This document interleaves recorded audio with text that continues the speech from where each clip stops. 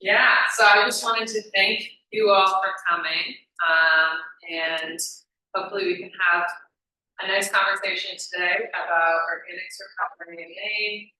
We've got Mark King here. We've got Mark, it's Hedrick, Mark Hedrick. And Suzanne is going to be coming today. I'm going to speak as well for Eco Maine and a little bit about the future of food waste here.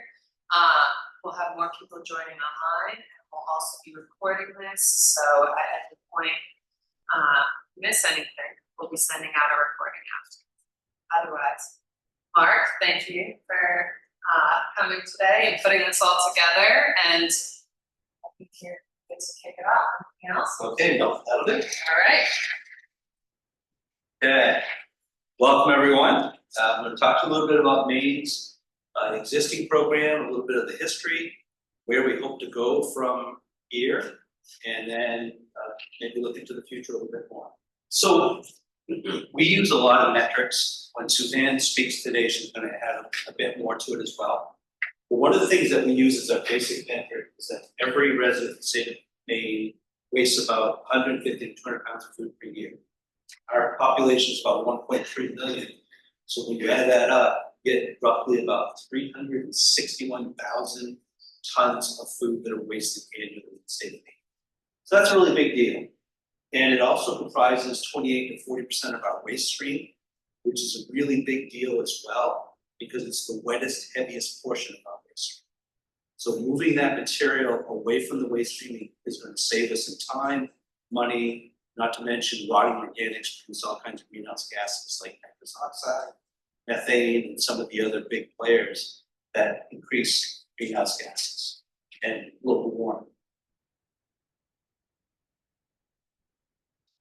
So really, one of the ways to help improve food security in Maine, which is one of the biggest, we are the #1 state in New England with food insecurity, especially among our children. So the way that we do that is by developing strong social, cultural connections. I'm a big fan of communities working together like we did in the 1800s, when resources were scarce, people worked together and they made great, wonderful communities, so neighbor to neighbor. Churches and religious organizations are a great way to get people together. Food banks, where people can get food without feeling embarrassed to do it, is a really great place to get nutrients back into our community. Farmers are the link to making it all happen, but for those who want to be self-sustained, home gardening can actually be a good way. And of course, we have statewide, we have Shepherd Food Bank in the greater sort of central Maine area, and the Catholic Charities up in the county, Dixie Shaw, all do wonderful jobs. So as far as how we manage things in Maine, we're looking at 4 points of generation and 4 points of activity. The first are homeowners. Homeowners can either do backyard composting of their kitchen scraps, which is something I support big time. Use the leaves for mulching and use the compost they make for garden. Restaurants, donating unsold food, spending less money by buying smarter, not going for the deals, but going for the quantities you actually need and serving what you need. And then when you can, recovering edible food that may not be good for human consumption, but for animal feed, or to go towards digestion or composting. Businesses, Hannaford's and Shaw's and a lot of our grocery stores do a great job in donating unsold food that still has an expiration date. That's a big deal. If you give it away at its expiration date, you can't have humans consume it, but it can still be consumed by animals for a certain period of time. So that's always a good thing. Making sure that any of that stuff that goes to animals is clean and depackaged. And then anything that you have that's about to reach an expiration date, you should think about donating to a food bank where it might get some more rapid use. And then finally, we had a situation where we did a food loss and waste generation study in the state of Maine. And the quote was that agricultural communities up in the worst area generate a tremendous amount of food that's wasted, and that's not true. What is true is they generate a bunch of surplus food, but that is donated. it's used as animal feed, and what's left over, the spoilage, is actually turned back into the soil as fertilizer for the next year's crops. So that was a very unfortunate article that was reported. It was a bit out of context, and we're hoping to change that narrative. So this is Maine's food recovery hierarchy. This was adopted in 2016. And what it specifically looks at is preferred at the top to the least preferred at the bottom. Now, what you need to understand is that every way that food is handled, including disposal and incineration, all have their place. What we're trying to do is produce as little waste to go into landfilling, because once it's there, you can't do much with it. It just naturally breaks down, releases a lot of gases that are bad for the environment. So the first thing that we do is we try not to cause any waste in the first place. And that's by shopping smarter, being careful on how we purchase things, purchasing things that have a long expiration date if we think we're going to store them. When we can't do that, then we try to get food to hungry people. As I said, we lead the states in New England in food insecurity. So if we have stuff that's about to expire, pass it on for free to someone who's going to use it. When that can't happen, then we feed hungry animals. And the way that we do that, one of my favorites are a lot of these microbrews that have popped up across the state. All their spent grains are going to animal feed, and it helps the farmers out tremendously, because then they don't have to buy that feed for the animals. So it's a really good thing. That point where you can no longer feed it, then we want to either see it composting or digesting. Because at that point with compost, you get a nutrient-rich amendment that you can add to your soil to improve the health and vitality. If it's digested, you get energy, you get biogas, and you also get a digestate that can be used to fertilize the source as well. And in the case of Exeter Agri-Energy up in Exeter, Maine, Stonyvale Farm, they actually use the bedding that comes out of the digestate for their animals. So it's really a good thing. And then finally, we have both convert to energy through burning or landfill. So everyone has its piece. So this is really that top of the rung, is only prepare what you think is going to be eaten instead of 20 or 30% extra, just in case someone's super hungry, and you don't waste. This is another thing. This is called the ugly fruit, or basically the ugly fruit movement.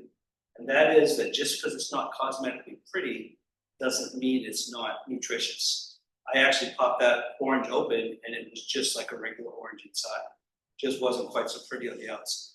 But those are the things that tend to get overlooked and end up getting overlooked. This is another one, feeding hungry people. We've got a whole bunch of different food pantries that are all doing great jobs in Maine. And definitely that's one of the things we want to do, is move it towards higher and better uses. This is a great shot. This is a big sort of grocery chain, and look at the quality of that material coming out. There's no packaging in it, there's nothing wasteful. That's what we're looking for. This is a bunch of cows eating some spent grain, totally happy. That's the kind of things that we're hoping to see. This is the Stonyvale Farm. This is their existing operation. As I said, food goes into the digester, gas is collected, the digestate comes out, it goes through a screw press, and it creates this beautiful bedding that goes back under the cows. The liquid then goes into a lagoon, and the liquid is broadcast over the fields as fertilizer. So it's a really great setup. This is something that was done years ago, but not as popular. But it's where you just take your wasted food and you broadcast it in the fields, turn it in, and grow crops. So it's a way to kind of improve it. This is something that's done in a lot of agricultural operations, but we also have a lot of farmers that can't find manure anymore, and they're looking for sources like this to improve the nutritional value of their soils. And then of course you got composting. Composting is my bread and butter. I've been doing it for about 35 years.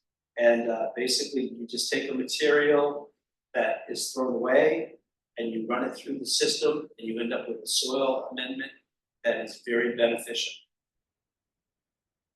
This kind of gives you the lay of the land for the state of Maine right now.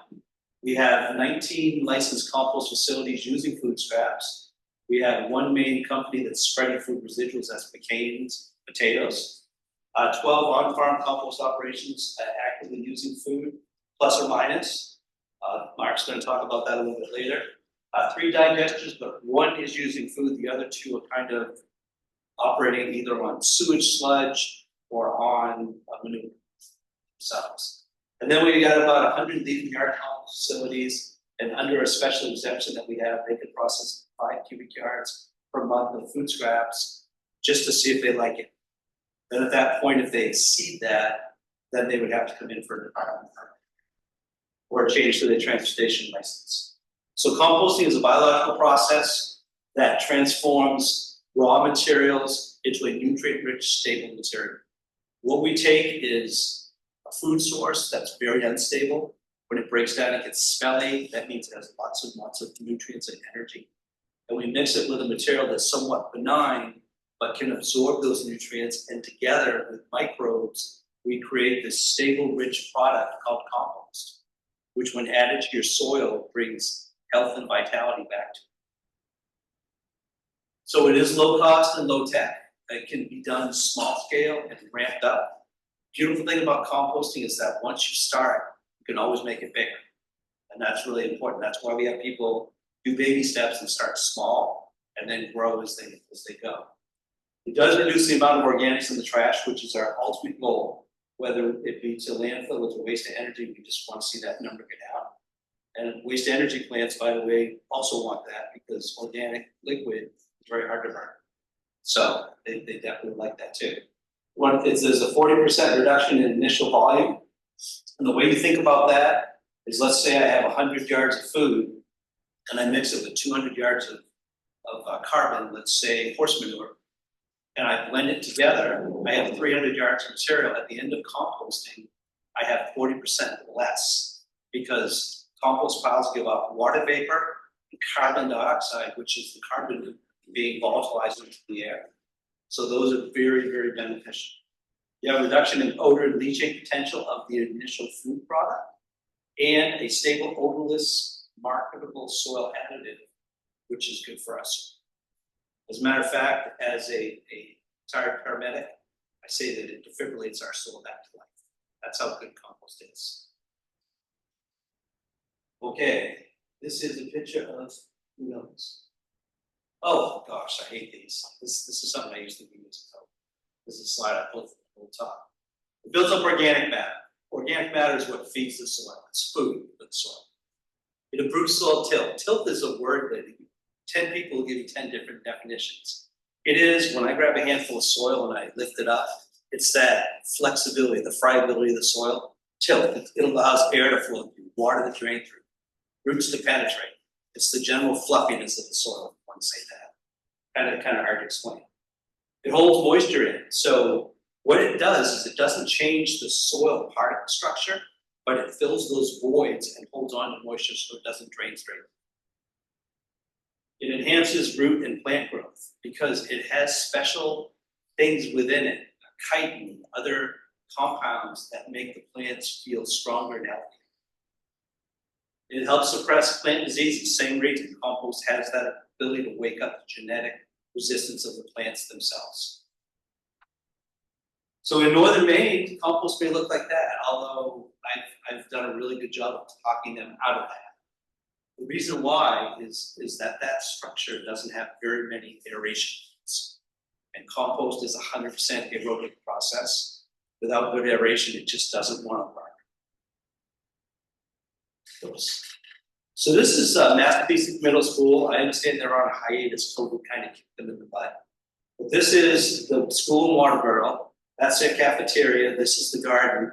And what they were doing were collecting food scraps from the kids. They had a whole group. Brought it outside, and went to this large compost pile, which is nothing more than horse manure from the fairgrounds. Okay, and the horse manure has carbon, which is sawdust shavings, feces from the horse, and urine. Together, it is biologically active, and as a result, it's about 160 degrees Fahrenheit. So when that material hits food scraps, which are break down into a liquid nutrient, and it gets into that compost, it energizes it. So they hit 160, 170 degrees and sustain it. So anyways, The material is added, it's turned with this tractor. At the end of an 8-week period, it turns into that beautiful dark material. And you notice that this color is really light and that's really dark. Every time you turn a working compost pile, it gets darker and darker. We call that gaining humus because it gains humic and fulvic acids, which make it more complex. As it's more complex, it's very hard to break down. So compost will actually yield nutrients in the soil many years after it's been spread because it actually nutrients in. And that's just a shot of the finished compost pile and the instructor David Pope. This guy was kind of behind the scenes on his name, Principal Mark Fisher. Great for the kids, great education, great program. Overall, they saved a ton of money and they generated a tremendous amount of quality product that the kids could sell at the local farmer's market in a 1 cubic foot plastic bag with whatever sticker they wanted to put on there for $5. Well, there's 27 cubic feet in a yard. So $135 for a cubic yard of compost is not bad. So it's a great way to make money for especially children's groups to kind of get a little money for field trips, things like that. So what do you do to get started? First thing is determine what you have and what you're going to do. So communities come to me and they say, how do we get started? First thing I ask is, what do you have for an excessive amount of food? Have you talked to your citizens? Have you set up any surveys? Who wants to participate? So that's the first thing. And that's going to tell you who wants to participate, how much food you have, what's it look like, what you're going to need to do to get started. The next thing that you want to do is, of those people, determine what they're going to do for catering. Like, do you have a restaurant that prepares a lot of food and they have kitchen scraps and they have plate scrapings? I recommend when you first start a compost operation that you do the kitchen scrap first, because that's what we call pre-consumer. It's got no contamination, it's got no packaging, it's all straight material. Work with that to where you've got a perfected compost operation, then add post-consumer. That's usually where the pitfalls are. But determine what can be recovered, select containers. Are you going to use 5-gallon pails, 34-gallon carts? I'd recommend not going bigger than 34 gallons because a 34-gallon cart can weigh 250 pounds when full. That's a lot for someone to manage. What are your storage limitations? Do you have a restaurant that the only place to store is right next to the kitchen and you have a health code violation if you store too long, especially in the summer? Flies, rats, and things like that. And then determine how you're going to haul it. This is my biggest problem. I can have communities that want to collect food and have somebody come and get it, but a hauler, it has to make economic sense for them to drive over, pick up your food, and drive away. Gas, diesel, all that stuff is super expensive. We're going to try and address that. We're going to do a workshop sometime in September to get all the haulers together to try and figure out what it takes to get them to the table to make this work. So stay tuned. And then finally, locate partners and begin the program. So how do you conduct your residual characterization? Everybody that wants to participate, every restaurant, every cafeteria, you go in the kitchen and you look upstream, how they prepare the food, what they're doing. Then you look in the dining area, how they collect their scrapes, how people are depositing things. Is it free of packaging? Is it good material? And then finally, go to the dumpster. What are they throwing away? If it's full of organic debris, then there's a huge opportunity for you there. So what do you need? You need an infrastructure, number one. So you need to know that if you're going to collect it, it's got to go somewhere, right? Either a community compost operation, a backyard compost operation, or some operation inland somewhere. It's got to be predictable, cost-effective transportation. This is my white whale, as they say. Call me Ishmael, okay? This is the problem. You need airtight, watertight containers, especially June, July, and August, because that's when things get smelly and that's when animals can be attracted. I love long-term options, but in the waste world, that's the elusive white whale as well, because basically nobody wants to sign a long-term contract because prices fluctuate with fuel, they fluctuate with too many things. But we need predictable, professional, quality pickup. That's a big deal. If you sign on with somebody, you want to know they're going to come when you ask them to. And then you have to do your public perceptions, because you may think that you've covered all the bases, but they perceive things differently than we do. And their perception is our reality. Because they're the ones that are gonna get you shut down. If they don't like you, they're gonna make it a big deal. So managing storage, a lot of facilities have storage like this. This is great in the wintertime, it's great in the fall, great in the early spring, but how does this work in August? You know, that goes from that to an oil slick in about 2 days. So you've got to have a way to deal with that. And the first thing you can do is mix it with carbon. The minute that you mix the food with carbon, you take away the moisture, you take away the odor. And all that moisture is tied up into carbon, so it can go right into your compost pile instead of becoming leachate. So always capture leachate. This just shows you an operation where they're weighing the food so they can really figure out how much they're pulling out of the waste stream. But that's a container. 5-gallon pails are a great place to start. Or you can go to the 34-gallon toters. They're also a great way to start. A little bit more investment, but a little bit more secure and easy to move around. And 34 gallons is a lot more volume. Then you can go with these guys. I'll tell you at this stage, if you're producing this in a week, you want a very reliable operation in the kitchen. So you're talking about having a hauler come on a regular basis. The other things that are super important is that if you start a group, everybody's got to have a say. There's no such thing as I'm the boss and you're the foot soldiers. Everybody can pull the stop button, okay? It's got to be good for everybody. There's got to be supportive key players. If I'm doing a school system, the principal, the superintendent, and the school board all have to be on board. If they're not, then I'm wasting my time there, because what's going to happen is that the first problem there's going to be a hoopla and it's going to die. But if I have everybody on board and they trust me, the first problem, they'll let me fix it. And once I fix it, then they trust me more. But that's a really big piece. So you want to train people not just once, but ongoing. Because training makes them be consistent. Positive feedback, positive reinforcement, right? Negative feedback always leads to positive reinforcement, never negative. And then the partnership is critical. So some of the key takeaways, tight fitting lids help prevent odors. They help prevent water getting in. So watertight line. Drain plugs, if you do have it, have a drain plug, but the deal is collect that leachate. Because if you just drain it on the ground, it's going to attract animals. Because it's going to be smelly, especially June, July, and August. Have good, clean work surfaces to work on, and then move that material quickly. That will lead to no odors, vector, or leachate.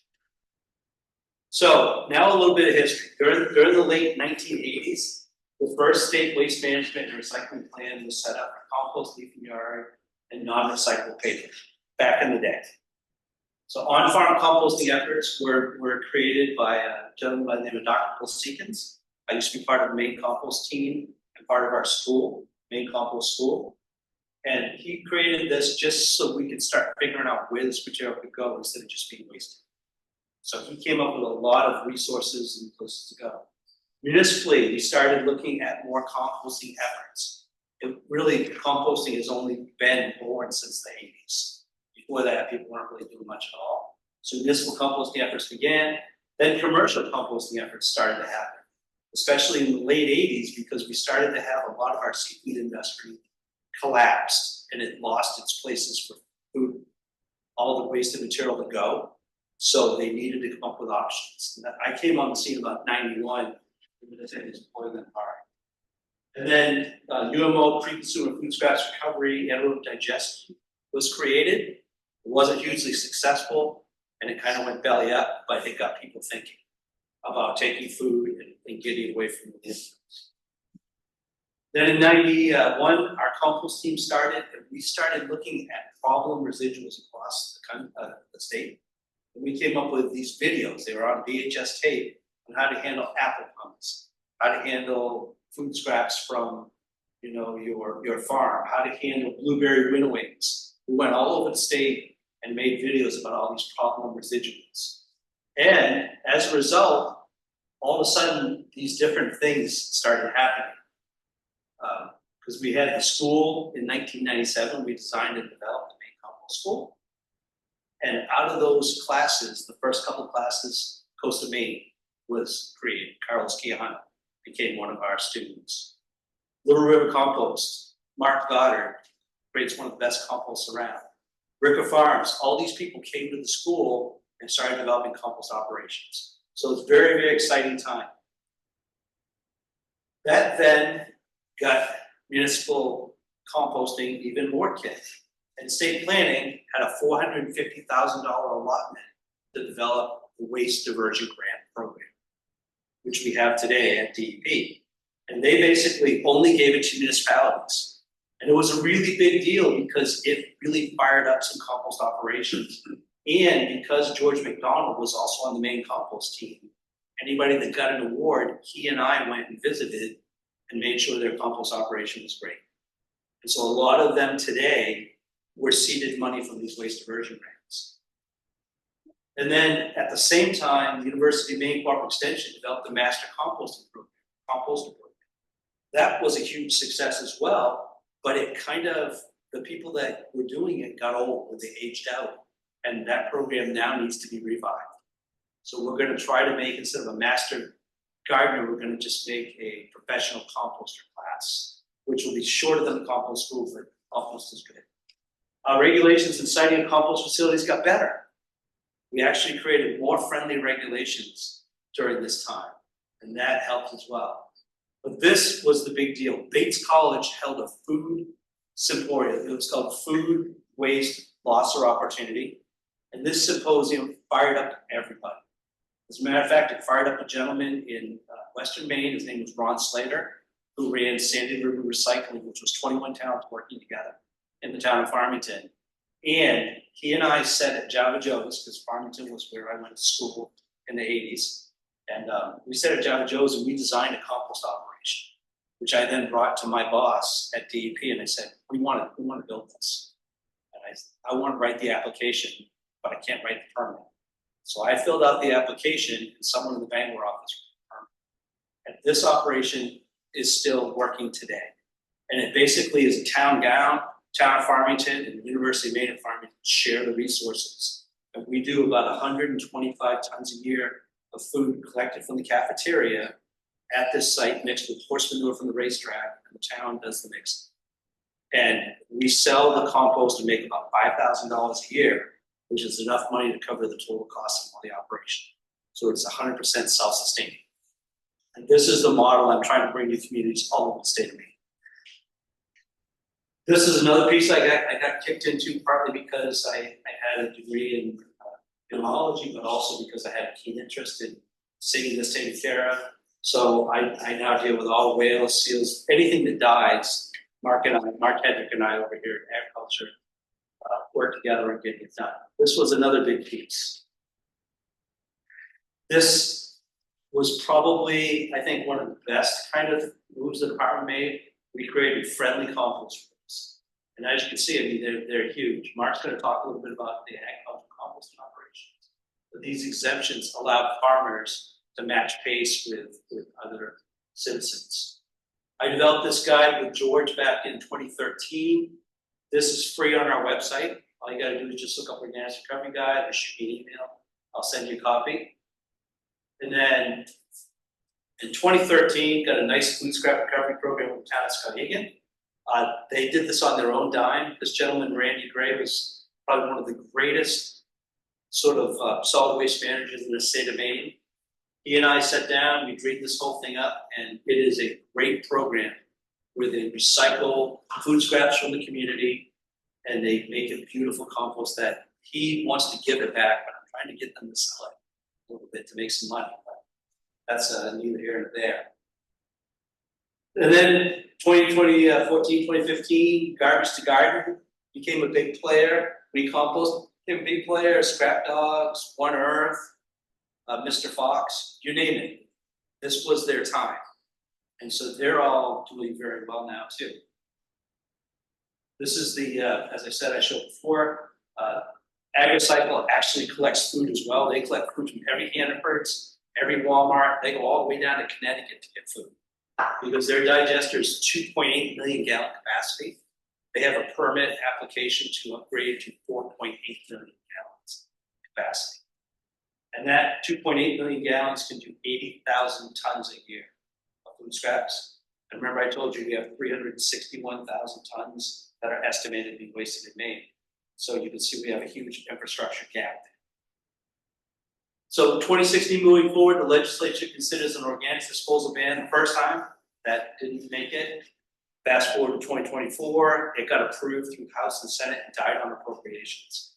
So we're trying to find ways to address the issue so these bans don't keep coming up, because we don't have the infrastructure yet to handle all that food that we're banned. We're trying to get people to understand that. They tried to ban composting. Nope, they tried to ban organics going to landfill. Oh, okay. Like every other state in New England is doing it but Maine.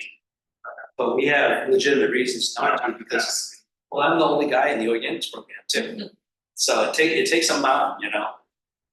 But, so we did a bunch of pilot projects. Suzanne's gonna talk about some pilot projects. She was part of that with us. Consolidated collection efforts initiated, and the 20th year for the Maine Compost School, so all good stuff. And then that's the EPA thing, we don't like it, we like ours better, so that's all I'll say there. We developed the Consolidated Collection Center, and that's the idea of drop-offs, where food can be collected and then go somewhere. And I got excited about this, I wrote it up, I sent it to my managers. And then at the same time, I told a few people about it, and all of a sudden they were happening everywhere. And the department said, we haven't approved this yet.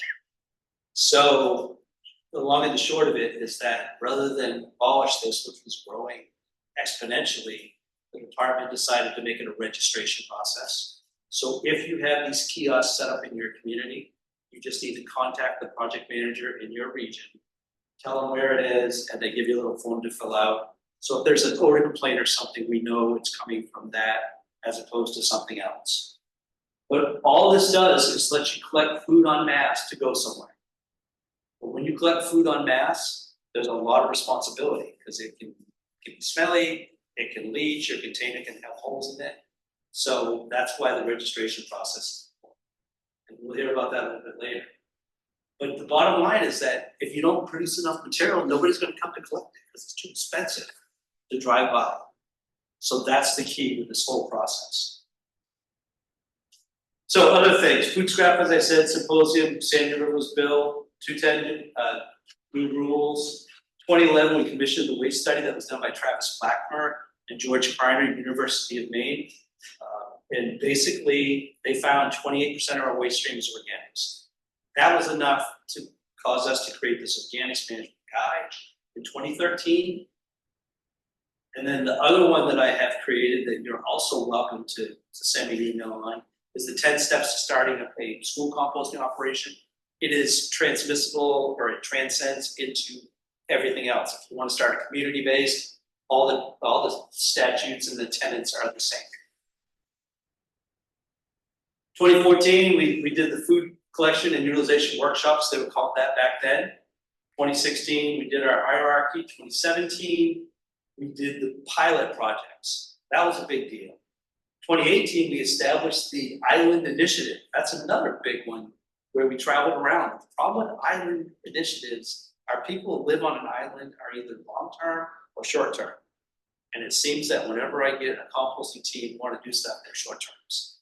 They get it started, then they go away, and the long-term people are like, this doesn't work. It dies.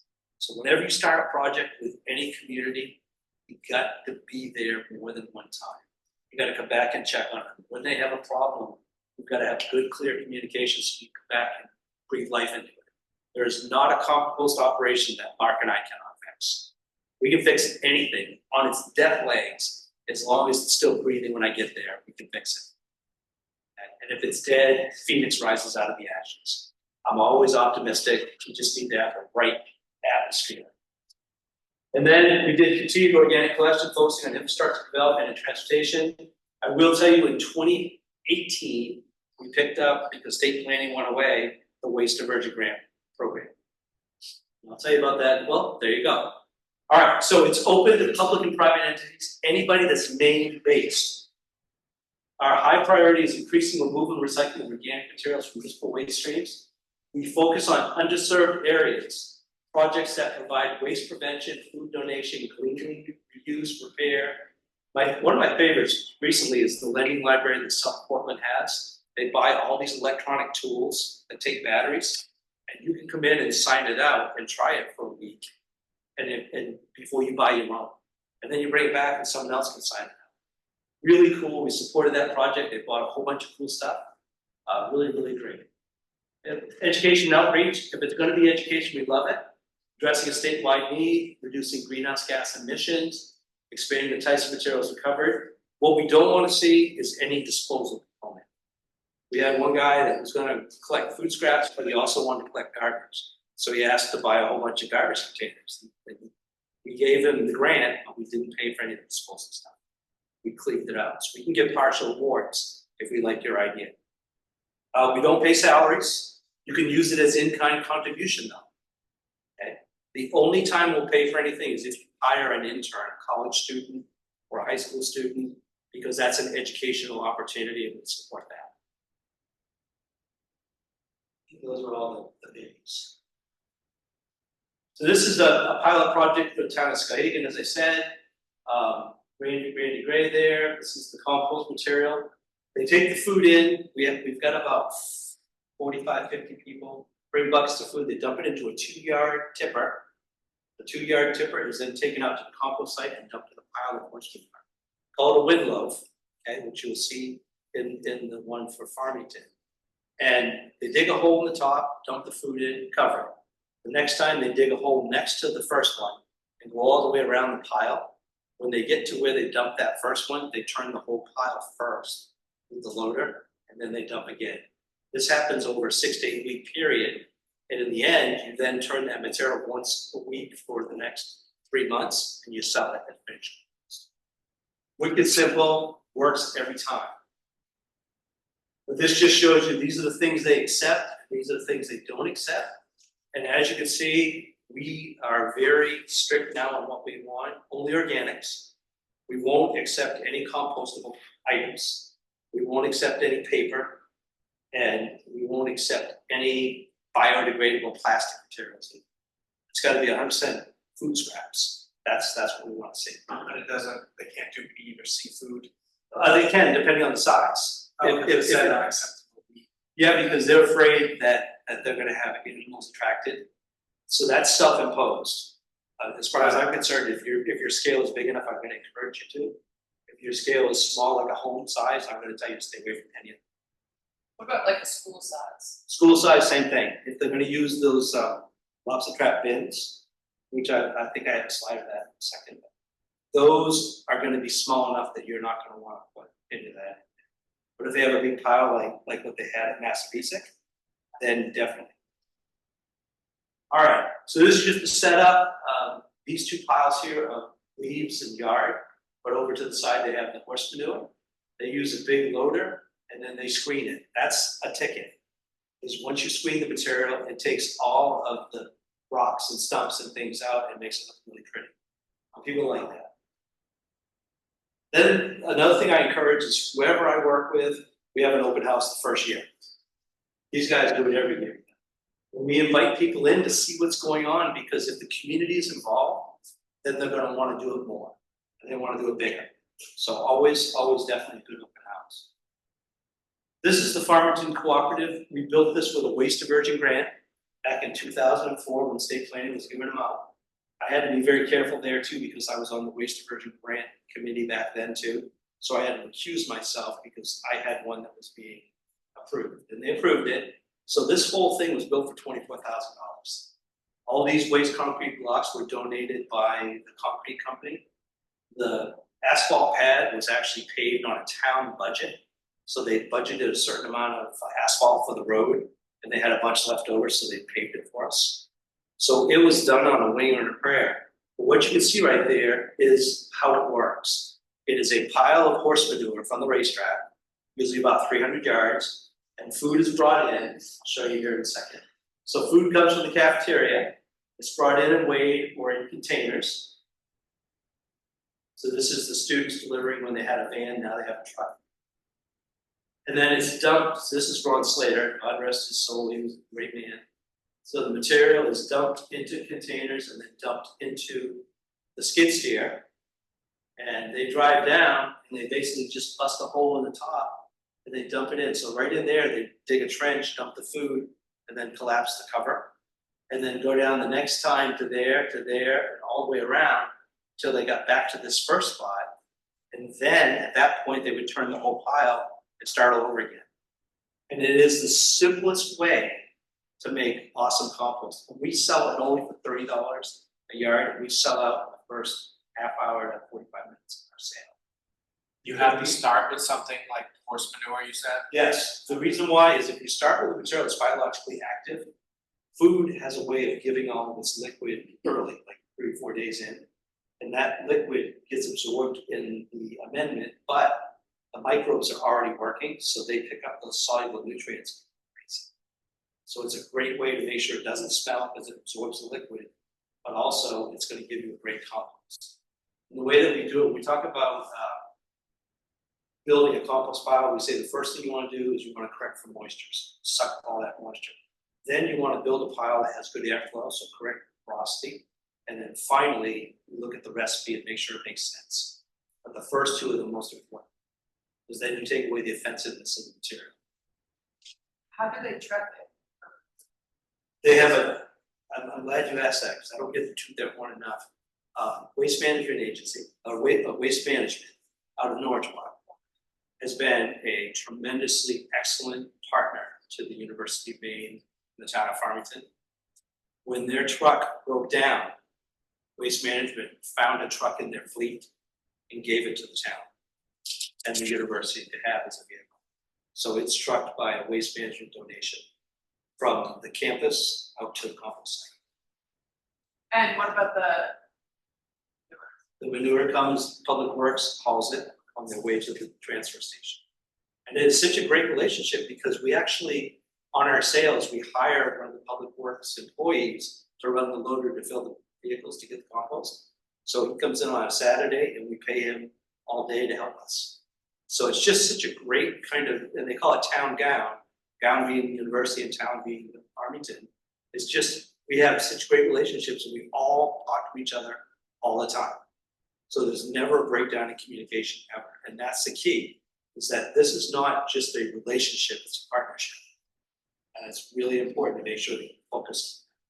So some of the final thoughts, I work very closely with Natural Resource Council of Maine to get share tables more pronounced because people were concerned about, oh, you're gonna spread disease.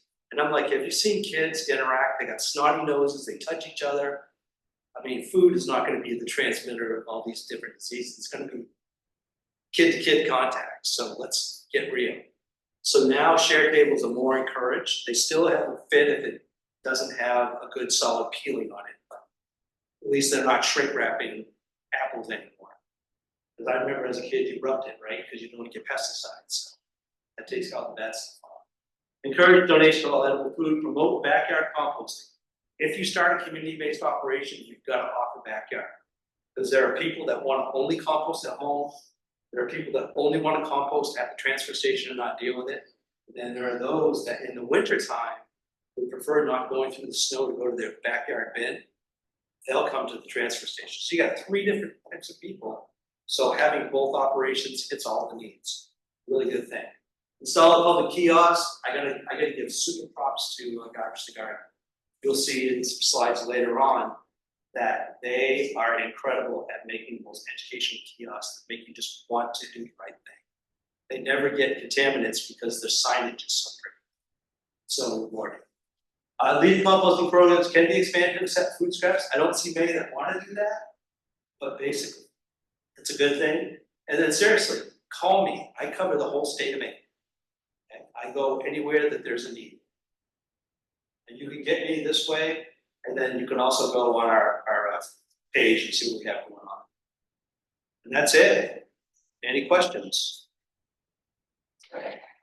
So I'm startup, but I'm Suzanne Lee, faculty fellow from the University of Maine, Mitchell Center for Sustainability Solutions. And, for those of you who aren't aware of the Mitchell Center. It's a research center in Orono at the campus, but we partner all the time with the state on sustainability issues, resource management, things like that. And so I am part of the materials management team. So the people on that team worry about recycling and reuse, and my particular group is focused on the food waste issue. So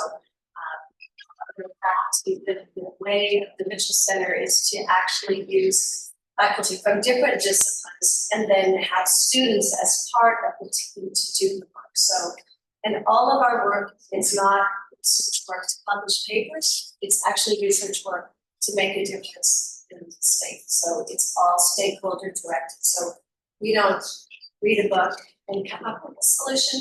We actually talk to the people who are out there in the communities dealing with the issue of food waste and food systems, and we talk to them right from the beginning. When we started our work in 2019, we convened a food systems main, I think we called it the main food system leadership group. And so from retail, from farming, from schools, and every sector that sort of touched food, we brought them to the table. Our Congresswoman Pingree, food waste is a major national issue that she is part of a bipartisan group, so she kind of kicked off that work and continues to be a big proponent of what we're doing. Anyway, so everything that you'll see in this presentation is really a result of us working with stakeholders in the community and them helping us identify what might be some solutions to address the waste issue. So I guess in terms of sustainability, as the Mitchell Center defines it, we believe that sustainable solutions have the financial wherewithal to be sustainable. So a solution that's going to constantly need to be fed money to continue is not sustainable. It needs to continually benefit people. So a solution is not sustainable if it's somehow being done at the expense of people or any particular group of people. So it needs to be socially beneficial, and then of course environmentally, we learned that for the long term, don't have a planet, you really can't do much of anything. So so those three components are what we consider. So that's the triple bottom line, community opportunities, food waste.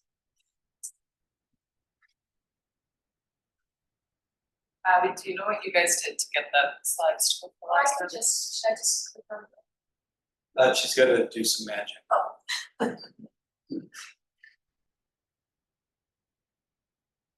don't know, on questions, are we holding those until later, or can people? I've been answering. I think as they come up, or whatever year comes to.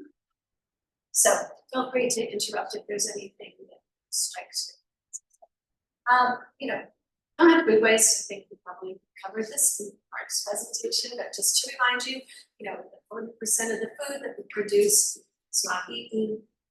And I always like to really explain this, because to the groups that I present, this is the first time everyone thinks about food waste as the waste of what they're putting in the trash. What they don't think about, and what is becoming really more of an issue on our planet and the resources, is the use of the water, fresh water that's being used to produce food that's never eaten. Labor, which in the state particularly is in short supply, right? So imagine using labor to produce food that nobody ever eats. We're using up land. This is sort of a global problem, right? Cutting down rainforests and things to have land so we can grow more food, when actually people are just throwing away 40% of that. So, it's not only costing us the money of the actual food that you purchase, but it's costing the use of those resources that could be energy, as another one, could be put to better uses. And then what really people doesn't hit their radar is you actually, at the end, when you put it in the trash, you're paying somebody to cart it away. And then in the landfill, you might be paying for the housing of that food for the rest of your life. So the cost of food waste partially is understood, but really the big cost of it, much of it people don't appreciate. So it's a big drag on our economy. It's the single largest here in Maine. You might think that we love nature and we're so good about so many things, but actually we pretty much fall in line to 30 to 40% of our food is wasted. And then we've actually done those studies to show that it's the single largest component in our waste stream. So I'm sure here at Becoming, we sort of validate that if we sort of dug through, about 1/3 of any of those waste piles is probably food. And at the same time, we have one of the highest food insecurity rates here in New England, it's here in Maine. So people are not getting enough food while we're going away. And the statistics and the research shows that when they've done some of these studies, that the amount of food available, if we were to actually be able to get to be donated instead of wasted, we can cut food insecurity and hunger by 50%. But I think that the more compelling statistic about the issue of food waste is that we produce as a planet 2.5 times more food than we need to feed it. Right? So, and countries like ours follow that same statistic. We do have enough food here to feed all the people who need it. We just have this problem of, it is ending up in the trash instead. So, and anytime, it's already not working so great, our food system of food waste, but when we have disruptions, into the supply chain, when we have COVID, then you start to see we really have a problem, right? That's when people started seeing pictures of milk being poured down the drain while people were waiting for 3 hours in a line to get, a food bag. So, we know that disruptions of climate, war, and everything is even more intense. These are just some quotes from this mission. But here in Maine, the good news is we have a lot of people who are working together.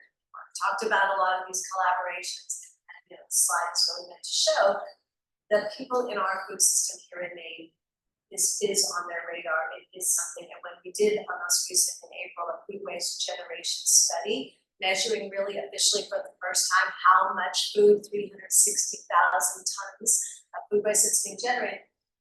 Everyone really stepped up to share data, to really talk about what needed to be done. So that is the good news. Like I said, our solutions, the pilots that we work on are all involving stakeholders. So Department of Corrections, farm, represents us, public school system, municipalities, charitable food system, there's a food pantry shown there, and students to partner. We really still like to talk about another part of the food waste issue. People say, well, I'm composting anything that we waste, or businesses will tell you, we have garbage garden picking up our stuff, so we're all good, right? Well, yes, you're better than throwing it in the trash, which is at the bottom of the solutions. But there's always the potential, right, to move up the hierarchy. So the best thing is to not produce the too much food in the first place, right? Then you're not using the soil and the energy and the labor to make this food. So it would be better for that restaurant to not have that surplus, to get better about managing and planning their meals so that they don't have that.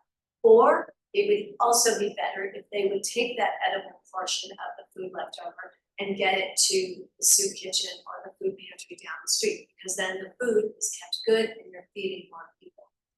Okay, if you missed it, it's not so great to feed people, or it doesn't look so sightly. Okay, feeding animals is also better, and then, if you can't feed animals, if the stuff is inedible, if the foodstuffs are inedible, then of course composting and feeding the soil and returning those energy and nutrients to the soil is better, and the worse, of course, we don't want disposals. Does that make sense? This issue of hierarchy. So out of that sort of understanding about the waste, cost, and the hierarchy of the solutions, we sort of develop what we call our big 6 named food waste solutions. So solution 1 really speaks to reduction.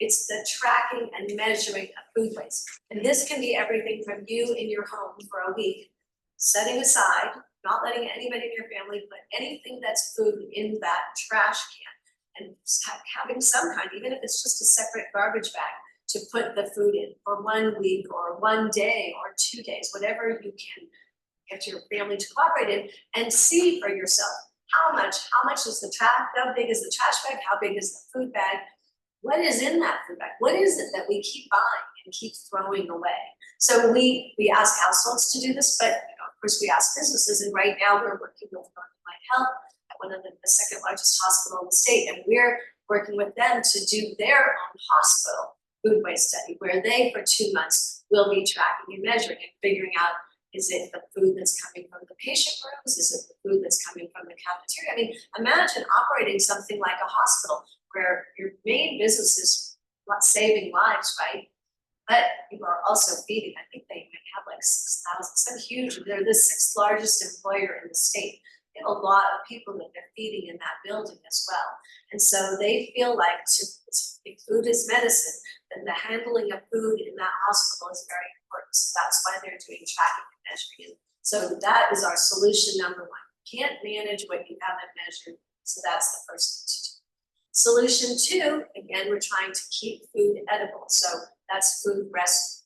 It's trying to, store it, freeze it, do something with it. Again, in your homes, don't let it go bad. Don't let it get to the point where you can't eat it anymore. Make it into something. Make it into a smoothie. Just try to keep it edible, and that's what we do in businesses and organizations. Solution 3, probably you could argue that it should be solution 1. It's the education and communication. So people have to understand, if you were to try to get your family to do tracking and measuring for a few days, you'd have to explain to them why should we do this. If you would try to talk to them about the money that you waste, people that could be fed, and the environmental and economic consequences. Solution 4, and we have for education, we have a website, we have a social media program, and all of this, and we do events, we do presentations with communities, and we have a school food waste education program that Maine does a terrific job of going in and talking about the education, but our program is a little bit different in that we try to implement interventions, like we actually have the students start sorting their food, we make sure they have a share table, we make sure the school does offer versus serve so that students have a choice so they're not forced to be eating the food. So anyway, and then we measure we usually do those for a month. We do to try to reduce their costs. Education, food processing infrastructure. This is the idea of upcycling.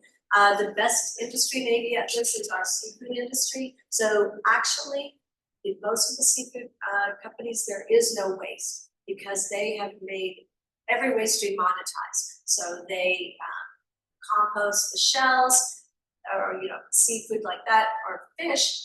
I like to give the fish example because at first they were just, they sell the fillets and everything else was going for dog food. So the dog food company picks it up, pays them 16 cents a pound for all that other stuff. Well, then they realized if they could separate the meat from the bones, the dog food company would pay. So now they bought that equipment, now they get 65 cents or whatever it is for that better separated stream, and they put the bones to the cheaper use.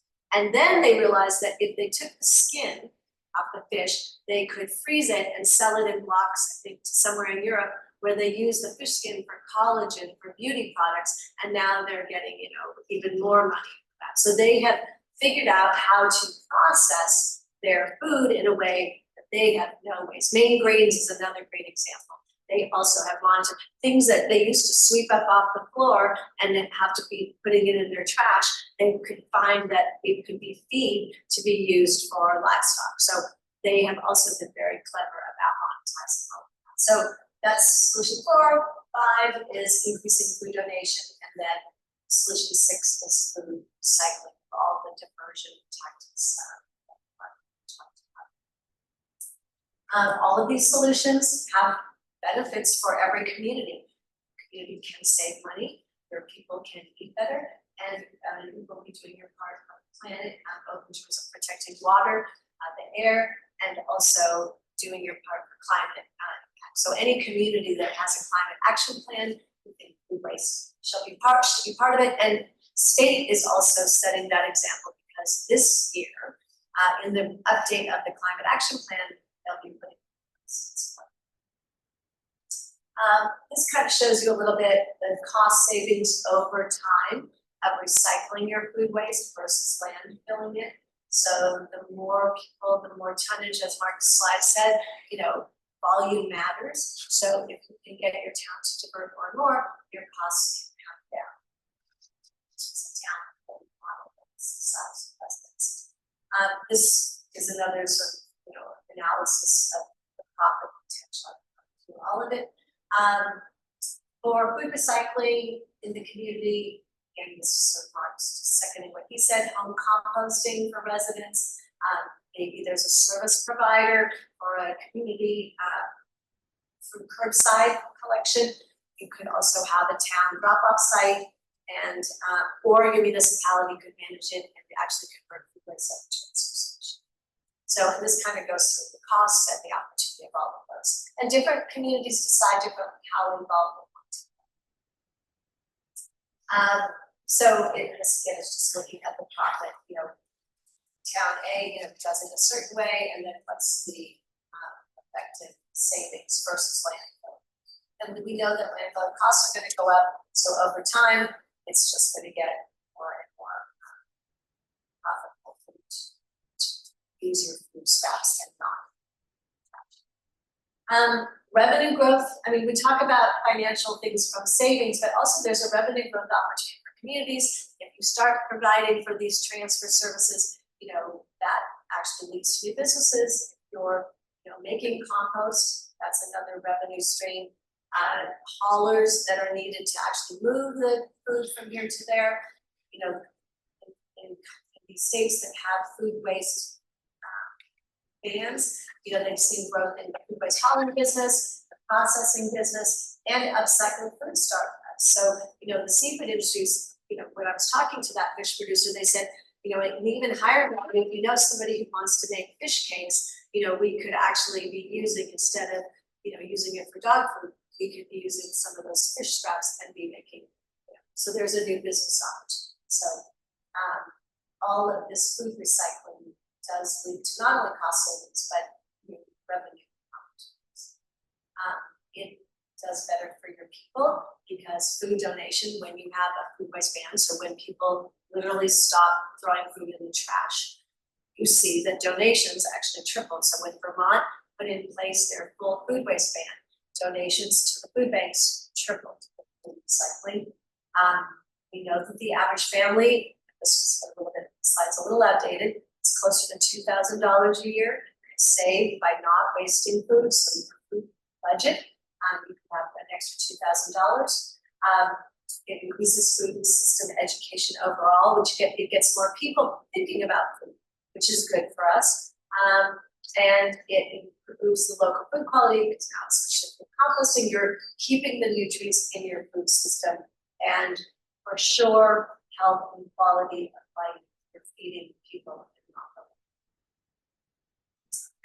For the planet, air and water quality, I don't know how much we went into the whole idea of the leachate out of this landfill. So, food landfills were not designed to hold food, so they are an imperfect storage place. And, leachate goes into the water system. Air quality is also impacted. Greenhouse gas emissions. When we first started talking about food waste and the climate change, it looked like methane production from food waste was not really a key driver, but then people realized they weren't really evaluating the full cost of that food waste. The production of the food, the transportation of the food, and then the waste of the food.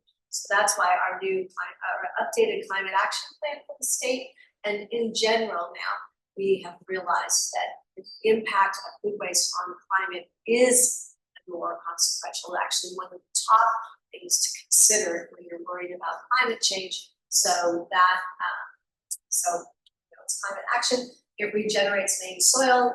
Composting, obviously, it's a great strategy for holding moisture in the soil and just getting the nutrients back in the soil. And it actually extends the lifespan of our landfill. So if you're a landfill fan, I guess.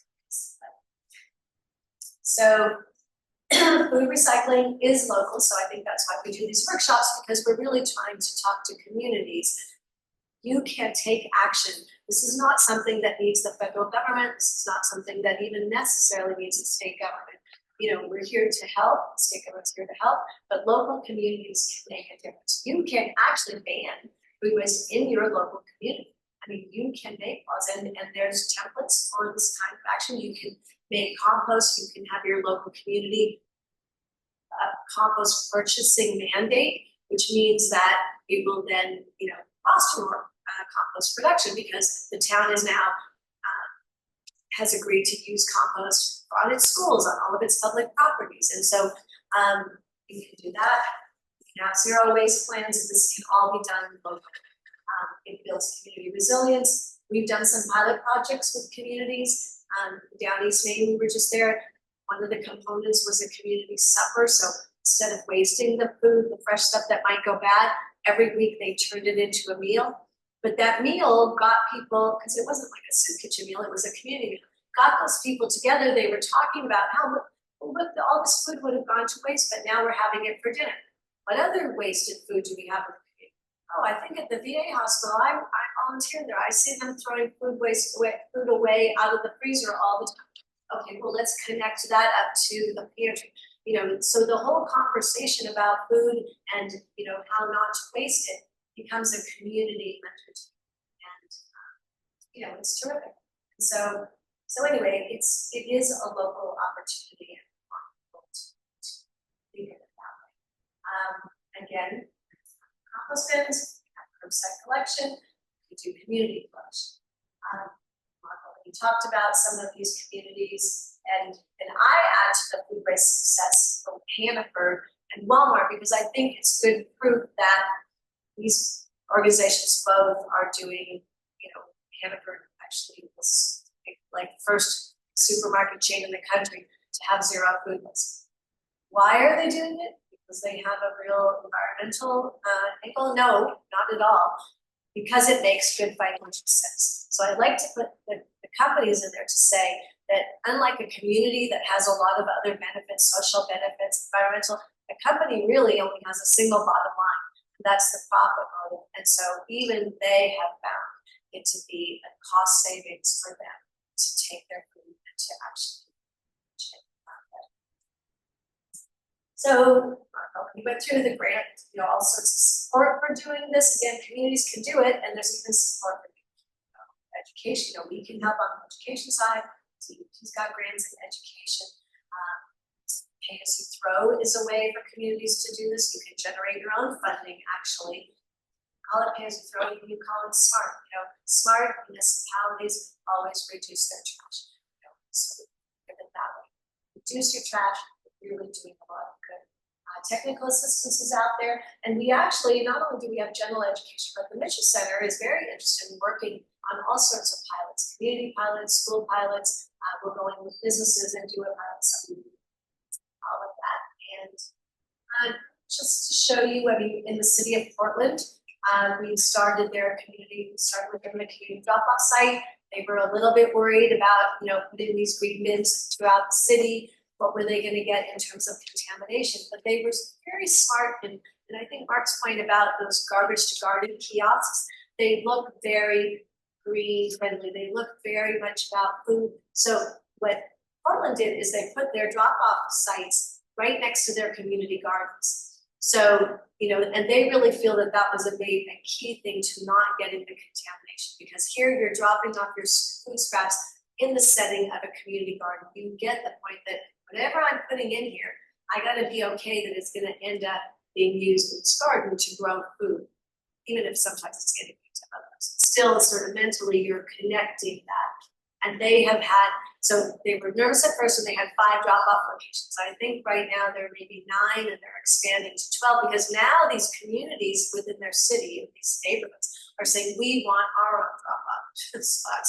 So it's been a huge success there, and they are saving money, and they are, paying all those benefits that we talked about. Sort of their setup, like I said, community garden, strong community engagement. I think Troy, who's a sustainability director for the city, he said it's the single most positive sustainability project that he has ever run for the city. So it's, the residents really appreciate it. We tried another model in Reedfield where the community was making their own compost. And I think the learning there is it is more complicated. In the end, Portland was having a third party provider pick up the food scraps and process them.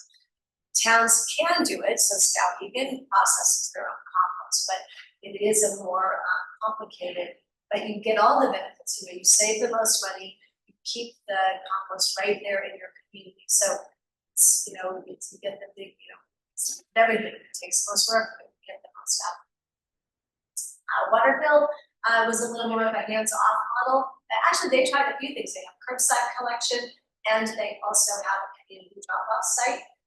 And they, even with their program, which wasn't, they didn't have multiple drop-off sites, they just had one. And even they were starting to see a good cost savings in terms of their trash. Winslow was another, we did a small community drop-off at the library, also continues to today. It is important though, all this educational material that went along with it. Let's see, community education, so we kind of show for each of those towns, what did they do? The library is a really great educational partner for the small food waste thing, and so they take almost every town, no matter how small in Maine, has a library, and so they take their goal of trying to help educate their community very seriously. So they love to get behind this work. In posters, social media, we do handle that, but if you want to let us know what you're doing in your community, we're happy to support your local efforts. We have brochures. Town can use their own website, or you can simply connect to your community to our website where all this information is also housed. Surveys. What were you all doing for events? The types of events, we always did a launch event, so kind of what Mark was talking about in terms of, making people aware and letting them come out and transparency. And I think it's a great idea that it could actually be an annual event, would be even better to continue to remind people. I mean, you have to make it, this habit of throwing food in the trash was a habit that was developed over time. So it takes a little while for you to sort of unwind, to teach people a new habit, which is to have them drop your scraps off this collection site. And in all of these communities, I think the town leaders always think like, oh, we announced it and everybody knows. We put it in the town newsletter so everybody knows. A year later, there's still a lot of community residents. If you say to them, oh, have you ever used the drop-off site? They're like, what? Drop-off site? Oh, I didn't know. So it does take a while of education. So we do things like that. So I think, that pretty much covers sort of the community opportunity for food waste in terms of types of solutions and in terms of what's important. So, Did you know that Troy? All right, so now building upon the day, we've talked sort of about the state's whole program. We've talked about kind of the triple bottom line and ways to connect communities together and all the different ways to save food and also save money and help the environment. We're now going to talk a little bit about this whole kind of idea of drop-off collection going somewhere else. As much as I'm a huge fan of composting, keeping the nutrients in the same zip code, there also is a great opportunity to move stuff to facilities that really drastically need it for their production. And also it moves food in the right direction. So as I said, this is basically the slide from the first presentation. It's a food scrap transfer station. You have one central area, you build up a volume. Someone that's doing the hauling comes in and you've got 25 to 70 yards. That's a great scoop for them. They can get $30 to $50 a yard for it. So it's worth their while to come and get it. And so one of the important things is that these have to be operated in such a way that they don't cause nuisances. So every day that you drop food off, you cover it with some material to take away the moisture, to take away the odor, to take away the interaction. And so once those roll-offs are taken, or they're full, they're taken to a larger facility process, they're dumped in a container. And when I say regulated under Chapter 402, all that means is that there's a registration process, which you'll hear more about later. So some of the benefits, it does give adequate volume so that someone's going to be more apt to want to come and get it. The residents can source, separate, and collect food from home and bring it to one centralized location, drop it off, and forget about it. That's what a lot of people want. Some people want to see it turn into compost, help their garden grow, and get that full green experience. Others just want it dump it and see it go away, and others just wanna just dump it in the trash and see it go away. And that's okay, I mean, everybody's got a different mentality. We're not trying to change the world, we're just trying to change a piece of it at a time. And that's gonna get us to where we wanna go. It does help fulfill the demand, because a lot of these facilities like Exeter AgriCycle is about to go to another 2 million gallons of capacity. They need that volume in order to create enough biogas for energy and to help improve the biogas market. So they're always looking for more. And basically our recycling goal is to hit 50%. One of the quickest ways to get there is going to be to help pull food out of the waste stream. That's going to get us close to that 50%. And that's always been our goal since 2004.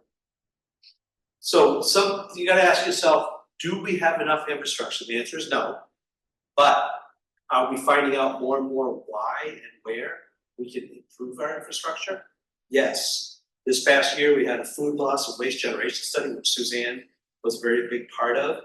We figured out the great production, the great producers of surplus food and wasted food, where it's occurring, what the volumes look like. The next thing we're doing is called a waste characterization study, which is looking at all of the wastes in Maine and how they're sorted, and they're gonna actually look at organics as well. We're gonna compare the two studies and develop gaps in infrastructure where we should start focusing our energy and our efforts. So that's gonna be happening end of the year, early spring. We'll have a good idea of where we should target our efforts. So the next thing you ask is that if you're a public works director and I'm a school teacher who is really excited about community-based composting, I come to you and say, if I set up a collection area, will you handle it? First thing you're gonna say is, do I have the resources? Do I have the trucks? Do I have the staff? Are my staff well-trained? Are my staff happy with what they're doing? So when I give them another task that's not so pretty, are they still gonna wanna do it? So you've gotta know what resources you have to do the pickup. And then, do you have the resources? Can I afford the containers? Can I afford those things? And the answer is, if you wanna start a program, you can apply to the Waste Diversion grant. We pay for things like containers. We pay for things like lift gates for your truck to make it easier to get stuff up. So all those things are eligible for grant funding. Am I ready to handle the problems? Odors. Take away the moisture, take away the odor. Leachate, take away the moisture. Vectors, scavenging animals, not attracted if there's no odors and leachate. Litter and vandalism, good signage. I totally love what Garbage to Garden does. Their kiosks are just. So training staff, exercise and patience. Not everyone on your staff is going to jump and say, yes, I want to start collecting food scraps, do the right thing. They need to have incentives, they need to have motivation, and they need positive feedback, positive reinforcement. Because if someone does it wrong, the first thing that you do is you scream at them, they'll never do it again right. But they'll spitingly do it wrong just to do it wrong. So you've got to be patient and constantly, if they make a mistake, say, you know, that's okay. That's something I might do too, but let's try it this way different. Just use positive reinforcement to build cooperation, because they are a partner. Some of the outlets, all these were identified in the food loss and waste generation study. And they're all, some are bigger, some are smaller, but they all contribute to our waste problem. And you start pulling even the small ones off, and you've all of a sudden increased the value of everything. Increase the value of the compost, increase the value of the energy you produce from the digesters. You've decreased the amount of climatizing problems coming from the landfill. So we try to do this not as a giant race, but baby steps. Because baby steps are smooth, and baby steps are slow. And slow is smooth, and smooth is fast. And that's the way you gotta think of things. Take a big bite, you've got a lot to chew. Take a small bite, and then another bite. So what can be collected? So here's a funny thing. This has changed a little bit since this talk was put together. So I'm going to tell you that everything up to coffee grounds is acceptable. Unbleached paper napkins and slow pizza boxes we're tossing out. The reason why is there's been a lot of research that's shown these things contain PFAS compounds. Okay, I'll give you an example. It kind of blew my mind. The Burger King wrapper that goes on a Whopper has 50 parts per billion PFAS in it. So that the grease from the burger doesn't get through it. But that's a pretty big chunk of PFAS.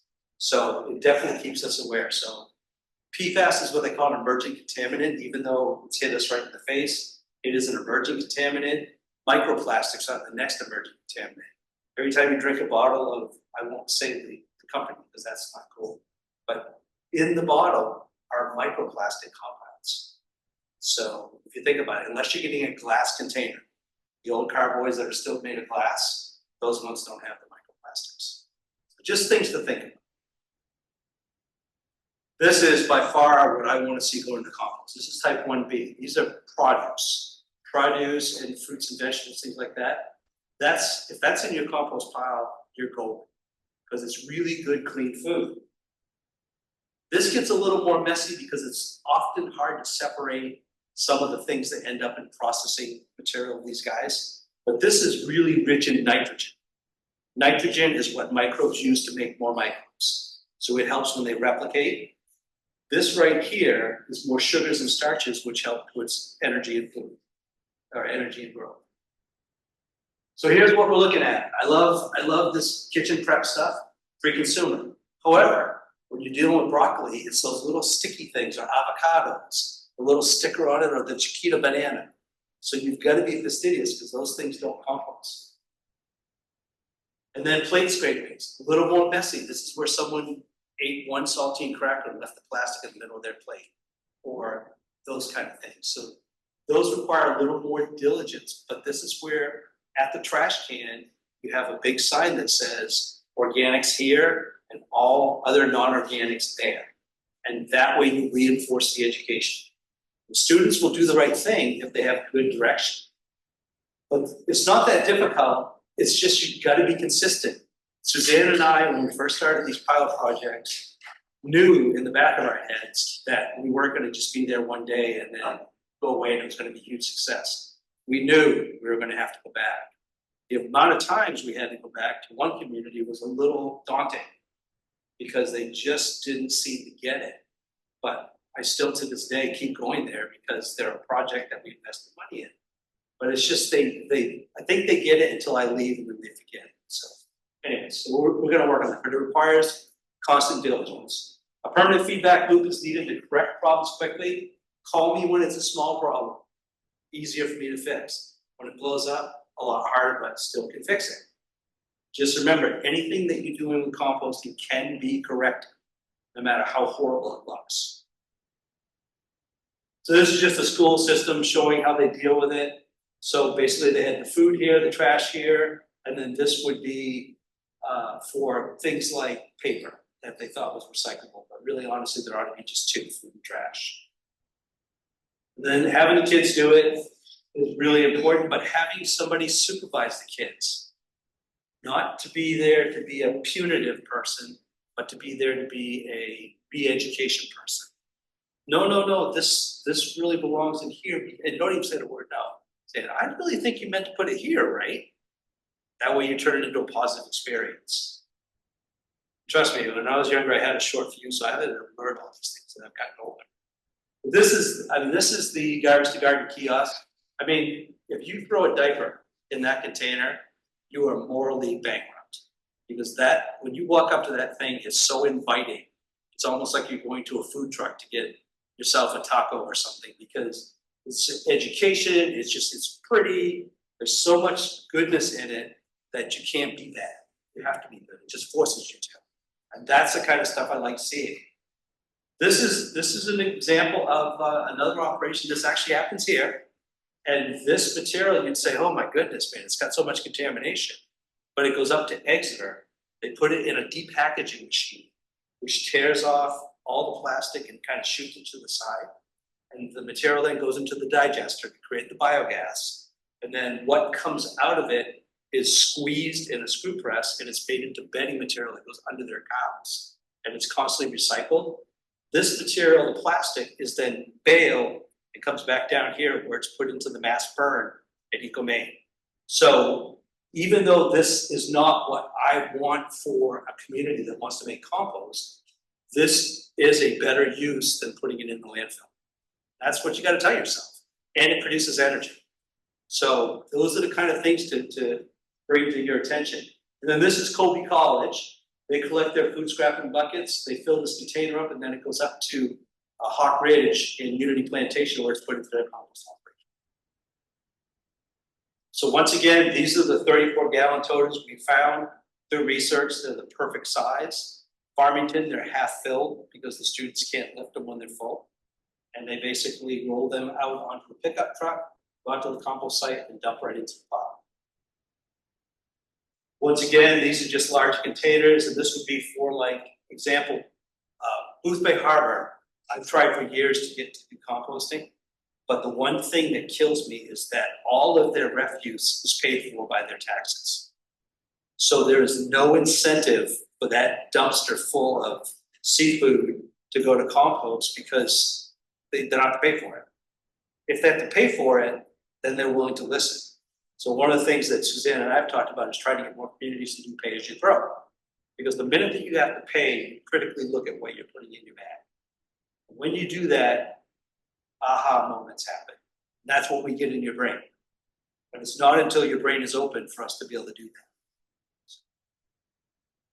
Then you gotta ask yourself, okay, I want to put one of these I call them consolidated collection centers, other people call them a drop-off, but the idea is that food is collected en masse.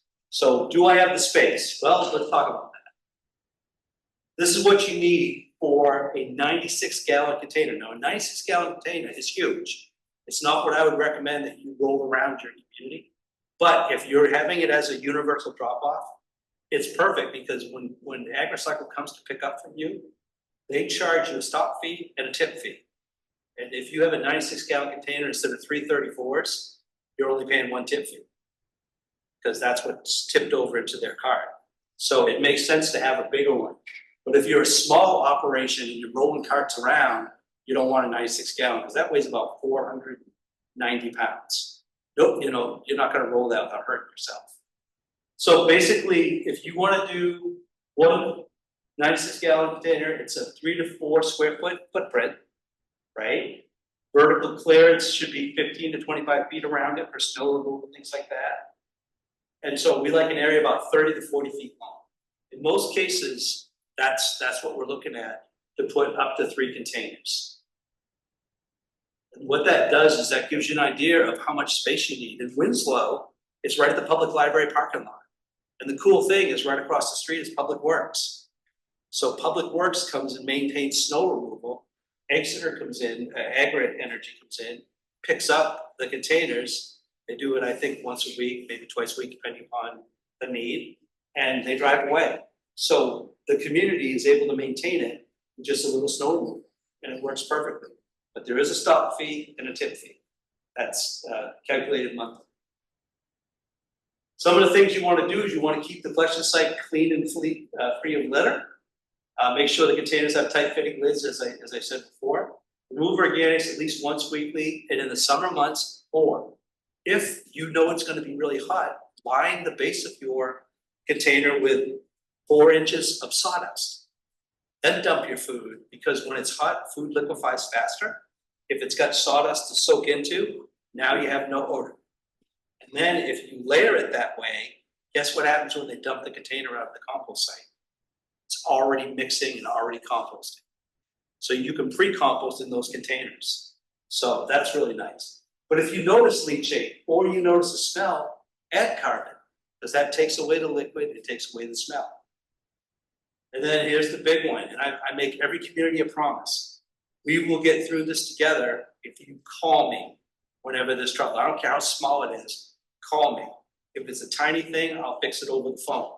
I FaceTime with people and they show me the problem on the phone, and then I decide whether I'm gonna go out or not in a lot of cases. If it's like up in Presque Isle, they say, I got a little problem, show me. And they'll take their phone and we talk about it, and then if it's big enough, I'll drive up and help. That's the really cool thing about technology. Otherwise, I hate technology. Anyways, that's the big deal. Call me when there's trouble. Storage limitations we talked about before, it's based upon how frequent a pickup you need and what you have. If I'm the waste generator, I want to make sure that I have storage capacity, I have somebody coming that's not going to be expensive, and they're a year-round option. Okay? That's where a contract is really nice. They're predictable, professional, and once again, I don't want the public to think that I'm a rat factory. Okay? There's a school down in York that's right along the river.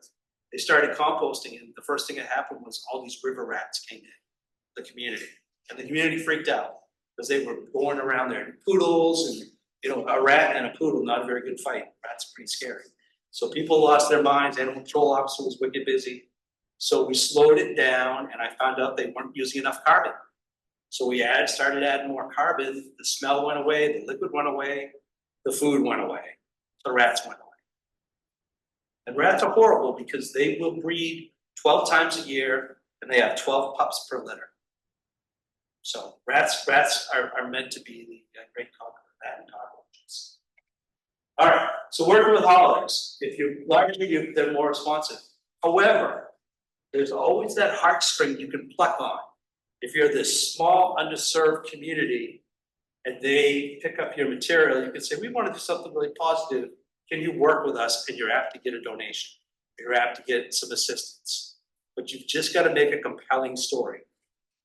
We have agencies like Waste Management where all I have to do is just tell them what I think is really important, and they usually support it. Other ones, I have to, give a kidney and all kinds of other stuff needs to happen. But it doesn't matter, I work with everyone. But haulers need collection efficiency. They need a milk run, meaning that if I have 5 stops right in a row, I'm gonna get a lot of material for the shortest distance. That's a milk run. If I have to drive 15 miles between stops, and I'm only gonna get 50 yards, it's not worth my effort. Okay, so you're looking for collection efficiency. Sometimes they subcontract routes to a smaller, more agile vehicle, and that also works. So we talk about all these different things. That's what I'm hoping to do with these haulers, is have a meeting and say, what can I do to make you want to be more apt to get into the organics management business? And usually it's just money. Money's the key. So what does the composter digester need? They want to have good generation of not just the feedstocks they're taking in, but local carbon sources. In the case of Exeter, they just need to make sure they have plenty of feedstocks coming in. The material's got to move quickly around the site carefully.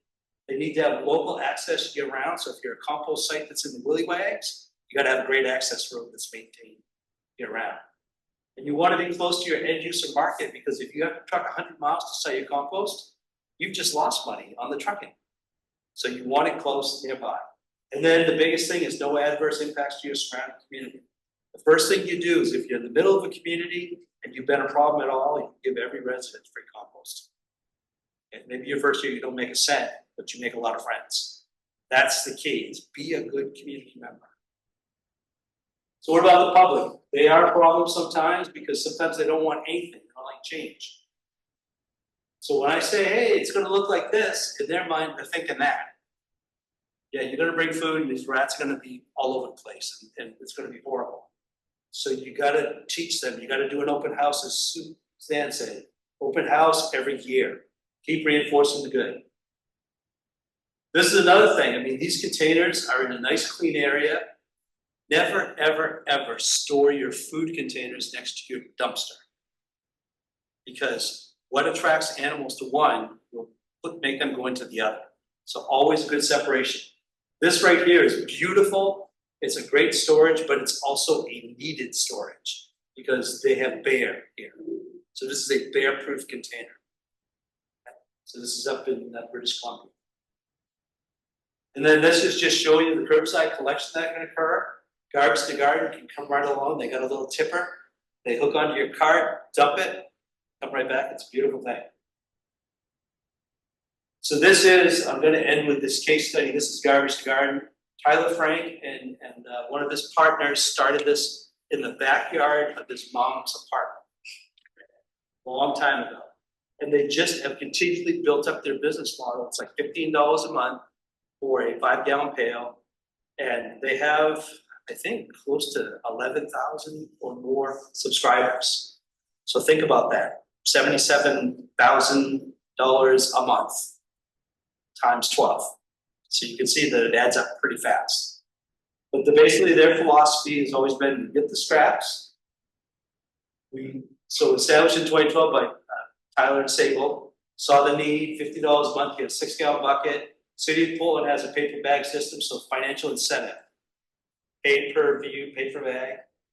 Members also get compost free. Volunteers, you volunteer, you can get a free service. And one of the really cool things is they also collect fat oils and greases, and they use that to make soap that they use to wash the buckets. So it's a really cool kind of store. But they picked up weekly. They got this really cool trailer that's got a tipper on the side. He's got many more now. This is a fairly old show, but you can see that they're tipping there, and the containers go in. And in this time, they used to go to Benson Farm in Gorham. Now Tyler actually has a compost site at a farm he owns in Westbrook, and it's a beautiful, beautiful operation. He's doing really Benson Farm is still doing awesome. They're making great compost. They're making lobster and coffee grounds and horse manure. And then, but in this case, he does a little bit to his compost site, and then a little bit goes to Exeter. And this is just one of the machines that produces the generators that makes the electricity. So the best waste reduction plan is to avoid creating in the first place, as Suzanne said, source reduction. Follow the food use hierarchy, identify obstacles. I don't see obstacles as a roadblock. You're either gonna go around, under, over, or straight through. Straight through is the last way. When I was younger, straight through was the only way. But I have learned, after butting my head against some pretty immovable objects, that there are many other ways to get around the problem. But the deal is that you need to have motivated people, or it's not worth your effort. So the very first thing is get people excited about doing it, get a bunch of people that will show up every time, and then launch a program. And the best part is have fun doing it. All right. Well, Eric was detained, and so I will go ahead and give this presentation, and I actually wrote it, so it shouldn't be that big problem for me to do. So now that we've talked about all the different aspects of how communities can conserve food, pull food away from the waste stream, what about if they want to get serious about actually doing any sort of processing with large amounts? So we're going to talk a little bit about how you manage organics in Maine, especially at volumes where you're required to do some extra work. So the consolidated collection site for organics is, as I said, a great idea that got away from me before I got permission. And the department's response was to come up with a process where we could register them without making somebody actually get a permit. So it was a happy ending, but I'd be a culprit for getting too excited about it too. So anyways, they were to be regulated under Chapter 402 as a transfer station and storage site. But that was really kind of crazy, because each individual container location would have to be a transfer station. And they didn't feel that that was going to be a smart way to go. And a new full chapter license was expensive. And, you know, if these containers were at a licensed facility, they could be worked into the transfer station operations manual, right? Which is a good thing. But if they were not, they would have to have a whole brand new license. And they felt that wasn't good.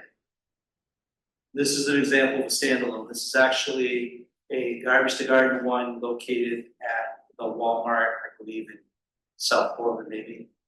But anyways, that seemed like such a small impact given the footprint that it takes up. So instead, what the department decided to do was come up with a registration process. It's a one-page sheet. You write down where it's going to be located, how you're going to manage it, and if there's any problems, who to call. And then that way, the department can come and actually talk to that person. So as far as the operational requirements, you must get written permission from the property owner. So if it's a Walmart, you have to have an agreement that Walmart says, yes, you can put this here and maintain it. Prior to setup, the operator must have at least one contractual agreement for end use of organics. All that means is we want to know it's going to go somewhere. Is it going to go to Exeter? Is it going to go to garbage to garden? Is it going to go to the local transfer station for composting? We just don't happen to have it here because the transfer station is located out at the end of Wigwag Road, and it's a really hard place to get to. But if I go to Walmart, everybody goes to Walmart at least once a week. So that's a great place to go. And then the site must be visible so that people know what it's for. And each collection site must have educational signage explaining the allowed uses of that collection site. Okay, so all pretty much straightforward. They must be covered to protect against precipitation. What we mean by that is not the whole thing has to be in a building. The containers have to have covers. And preferably covers that have a weight on top, because raccoons like to pop the top and look what's inside. But the tight fitting lid is just to prevent odors from getting out. What I recommend too is there's a trash can right beside, or some sort of container that's not as tall, right? Because that attracts people. Lower, full of horse manure or sodden food that you dump your food, you put a scoop of that in to absorb liquid, prevent odor. The operator removes the organics at least once a week and more frequently during warm weather. So that's an agreement that you have. And they use a compostable absorbent material to control odors and leachate. And the shredded paper is now not really that in vogue because of the potential for PFAS compounds. So it would really be sawdust, or it would be a type of animal bedding manure like horse manure, or goat bedding or llama bedding, something that's got more carbon than it does poop and urine. So we'll also tell you there's a little note on kitty litter. People want to compost kitty litter, and the answer is that it will not compost as is because it's 80% clay, and clay has no volatile solids. Volatile solid is the carbon organic fraction of a material that makes it compostable.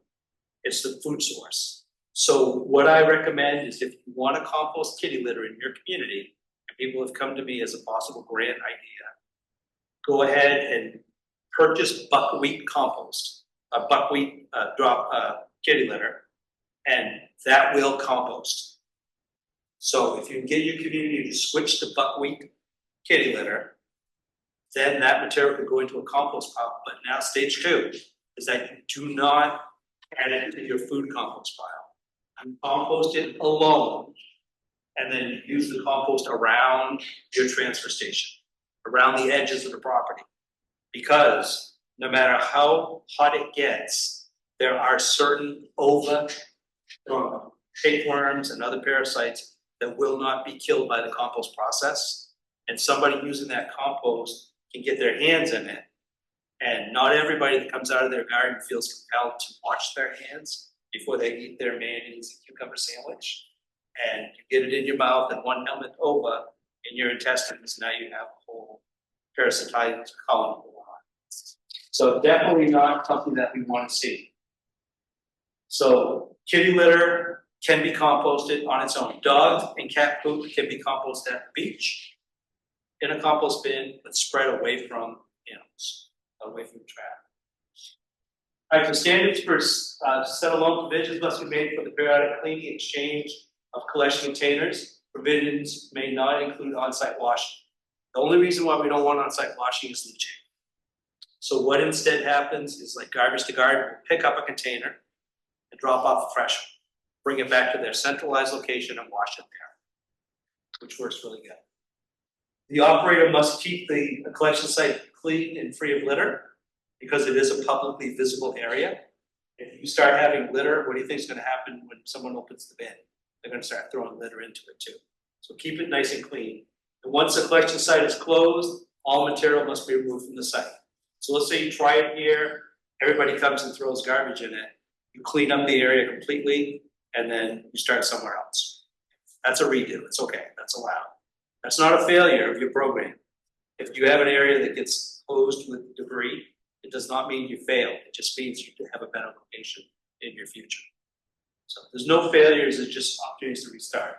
All right, so compost facilities for organics. These are all the people that currently work on the program. For something you to notice, Portland, the lady who was working there just took another job somewhere else. So right now there's nobody to cover the Portland area. So all calls about any composting go to Carla Hopkins, who's the director of the Division of Materials Management. I used to be part of this group. I now work directly for the division director, but I work very closely with all of them as well. So types of applications, we have compost facilities. We have exempt, which Mark is going to talk about next. And they're small, either a small compost operation that does no more than 5 cubic yards a month, or an agricultural site, and Mark will tell you what the limits are there once they have a compost management. But we have basically 4 types of projects. A pilot project usually runs for the course of a year, and that's where you propose an idea, and it's got to be something that's new and kind of revolutionary. A PBR is for leaf and yard. A reduced procedure is where you start getting into some food, and a general permit is where you have no limits. You just talk about how you're going to do it, which I'm going to go through this in a second. So the pilot project, we want to get cool information. Is it environmentally feasible? Is it technical and practical? And so it's innovative stuff. Let's say you want to come up with a way to compost at home, but instead of a home bin, you want some sort of mechanical aerated device. You would come in for a pilot project, and we would try it out and see how it works. And you can scale it up or whatever you want to do. A permit by rule is specifically for leaf and yard debris only. Grass, vegetative materials like that. It's a 15-day application approval process, meaning that you apply for it, and the day that I receive it, I have 15 days to say it's acceptable for processing or not. If at that 15th day I haven't made a decision, it's automatically granted. Okay, so basically you've gotten it. And I then send you a letter that says you got the permit. But you cannot have a variance to anything. So if you don't meet the standards in section 5, you can't get a variance. Then you have to go to the next level, which is a reduced procedure. And that's up to 400 cubic yards of produce or 200 yards of lobster, shrimp, and things like that per month. And let me tell you what, that's a whole lot of material, a whole lot. You get that permit, and if your eyes are bigger than your stomach, big problems ensue very quickly. It's prescriptive siting, design, and operating standards, but you can ask for variances. Let's say that you don't have enough depth to groundwater. You can say, I'm going to bring in fill to raise my depth to groundwater. That's a variance. Okay. So that should be, you may request a variance to regulatory criteria. Sorry about the nod. Setbacks, 100 feet from a landfill, not within a 100-year floodplain. That would make sense, right? Because when it floods, your whole operation is downriver. So we don't want that.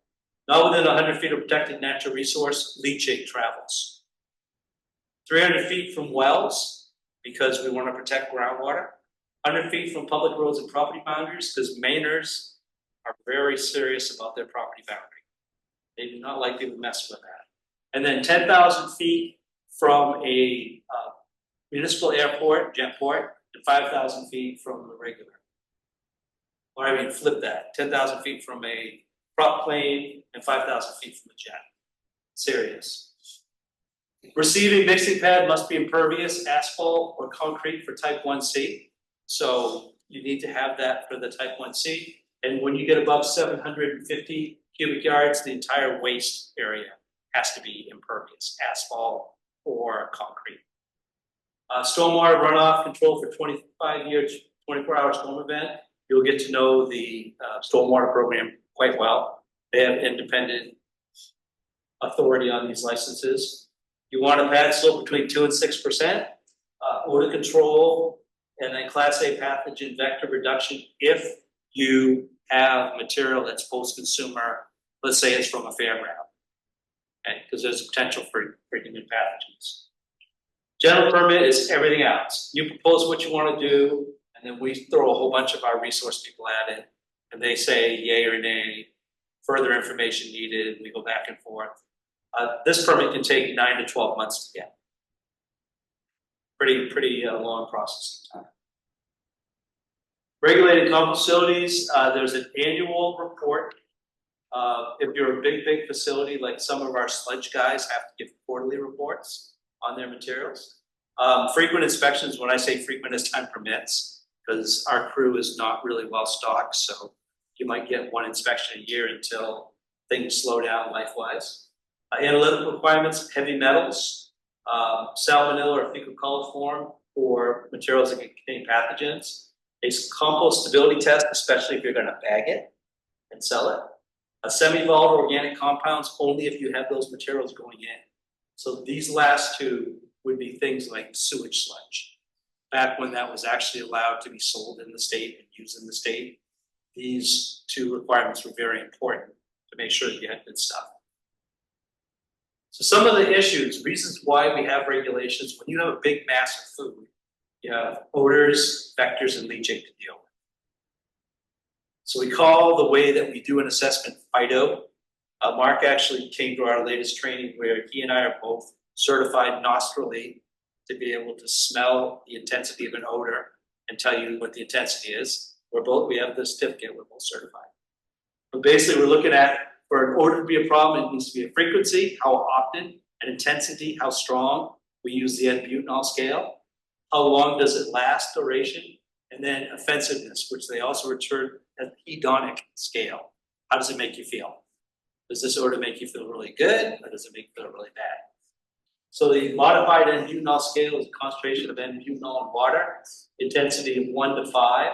1 means you can barely smell it, and if the odor is stronger than a 1, that's obvious. 5 is where it's really strong, butanol, and if you smell butanol and you smell the odor and the odor is stronger than a 5, that's a big deal. That means it's a really smelly site. Okay. So that's a way that we can do things. And then you cannot create a nuisance. The nuisance is defined in statute, but hasn't really been challenged yet.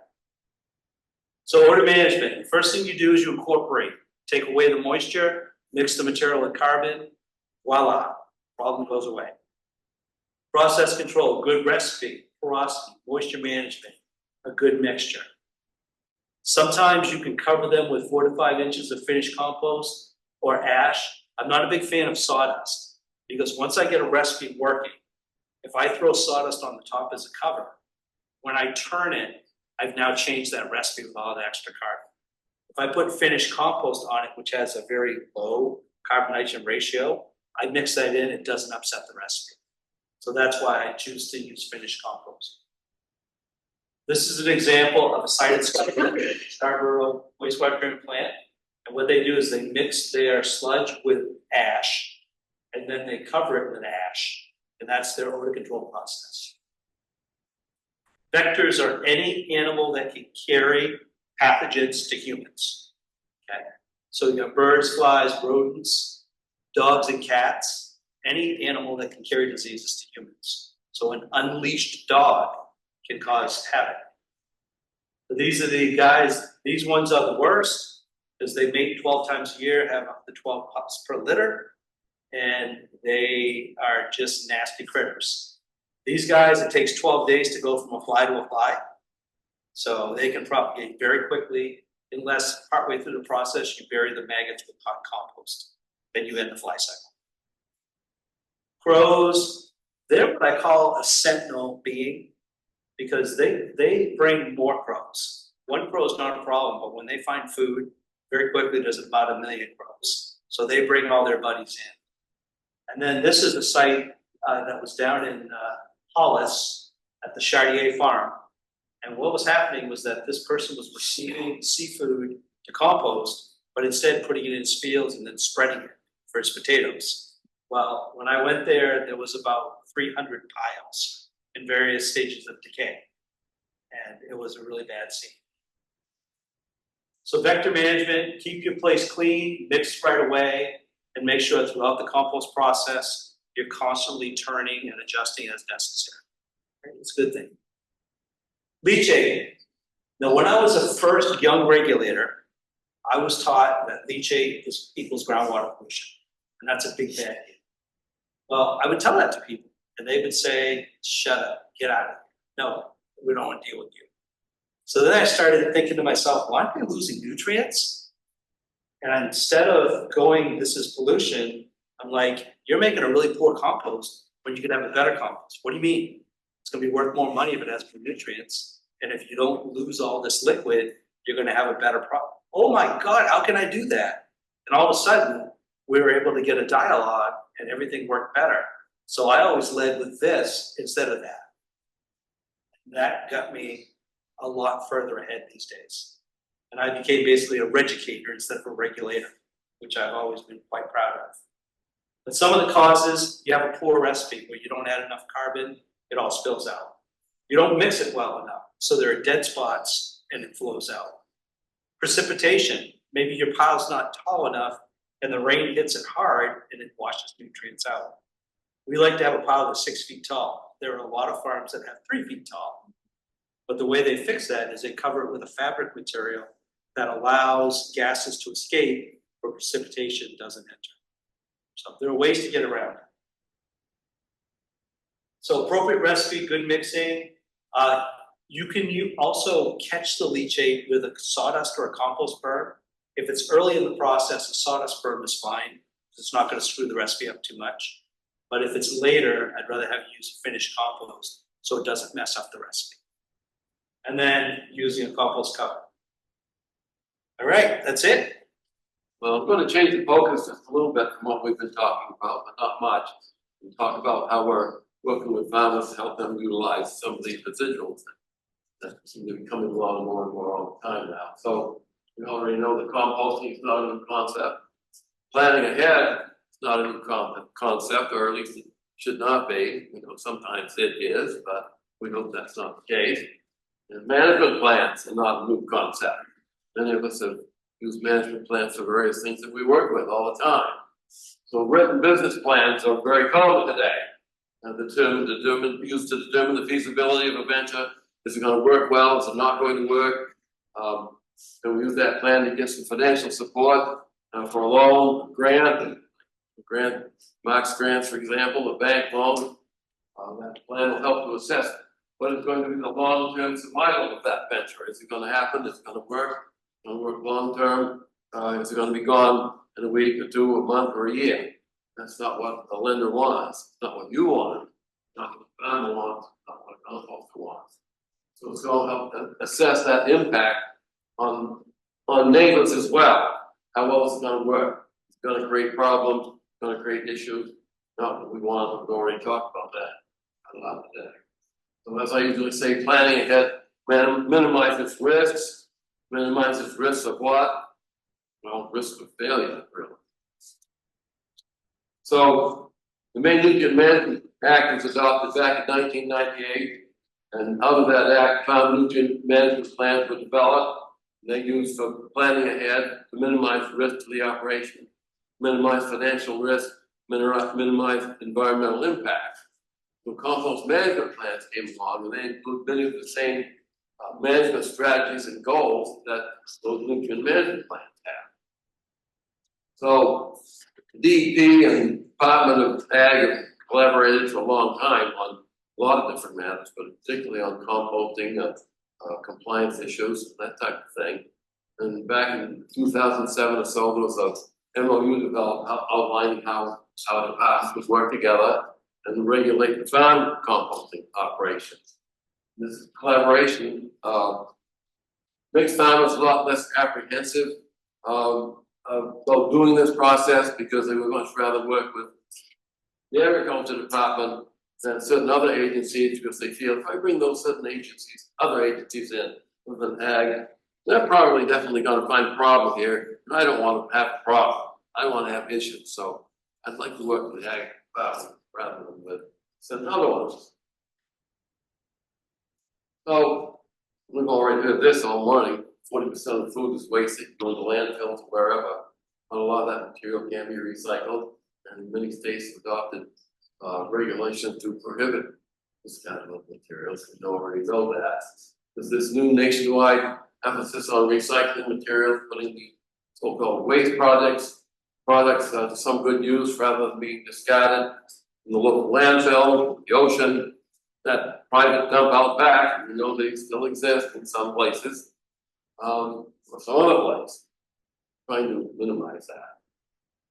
So we need to properly utilize all these materials, food products, seafood processing materials, as Mark mentioned, lobster shells, crab shells. You wouldn't believe how much volume of lobster shells are getting produced that are coming to composting operations. We utilize yard waste, animal manures.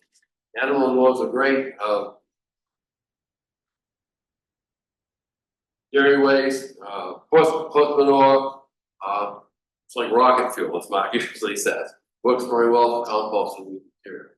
And we even compost animal carcasses now. Many farms are doing that.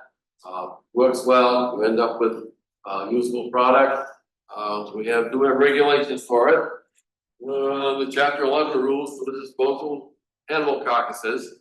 So you can find this online, or you can go to our website department, or you can let me know if you want to get a copy of that. More information about it.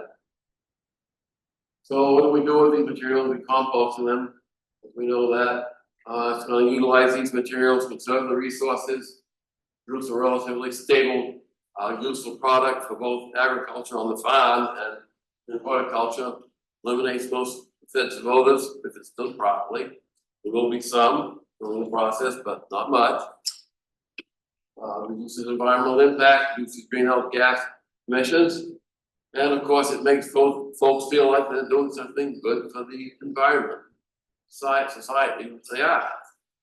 So how do we do this? We develop the compost management plans. We're going to talk about what the value is and how we do that. So again, these compost management plans are not a new concept. Been about 70 more of them developed now. It says 60 here. The slide doesn't get changed.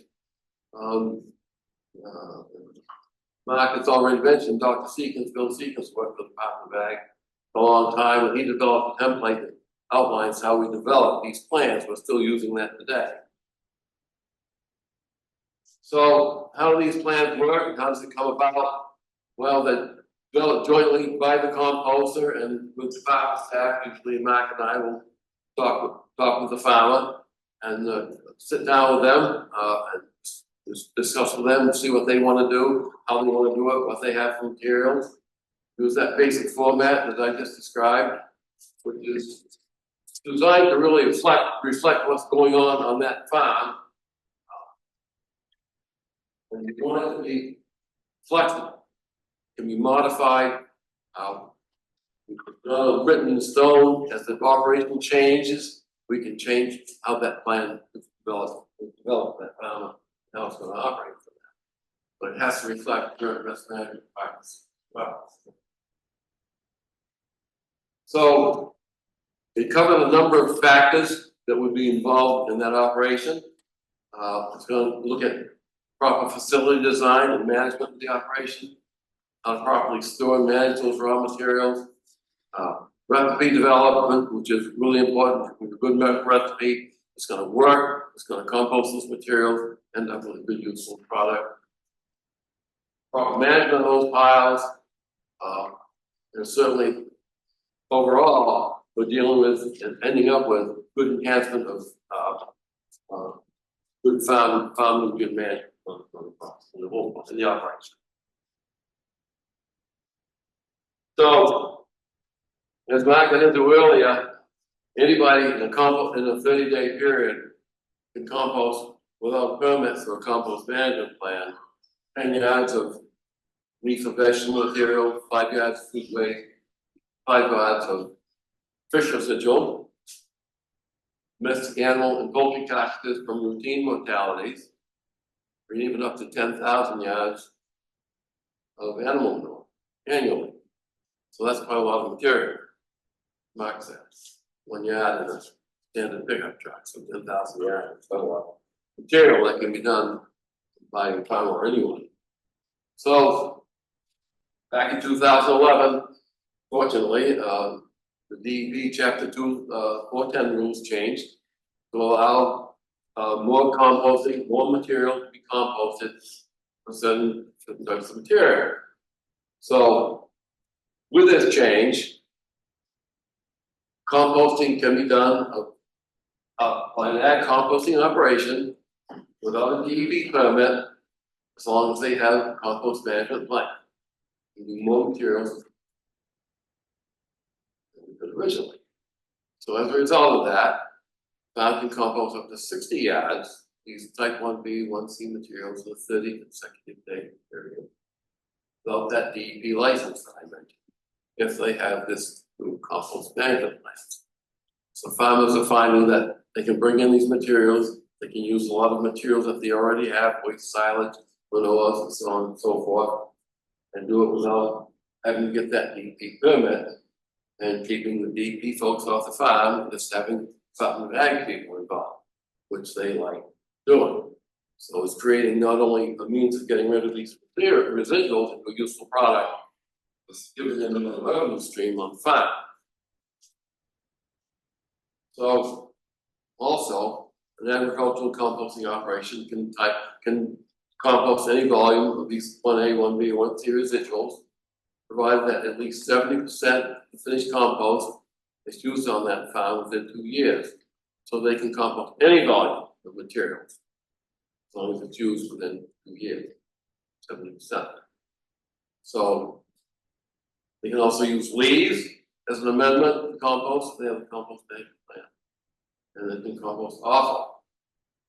So they have an approved compost management plan. There's more and more operations that are wanting to do that now, because more and more operators are setting up these very small slaughter shops where they're processing their own animals, in some cases other people's animals, and they end up with all this offal they have to do something with.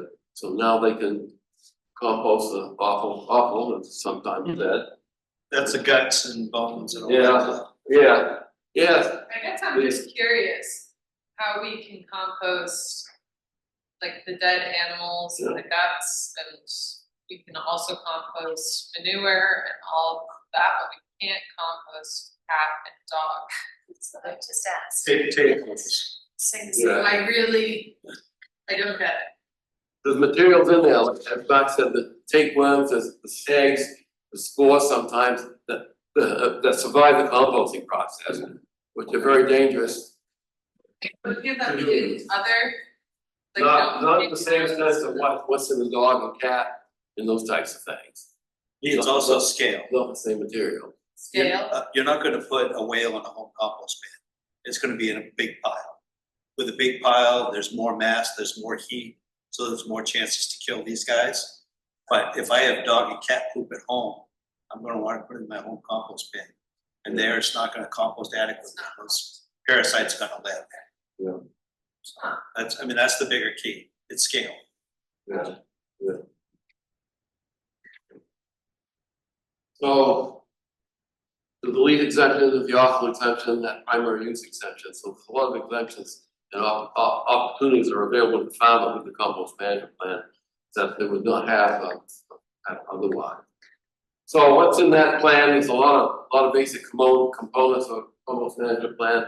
Certainly, it's going to be a description of the operation, how the site's going to be laid out, a lot of diagrams, photos, Google Earth photos of the site, that type of thing. What kinds of materials are going to be used? We need to know that.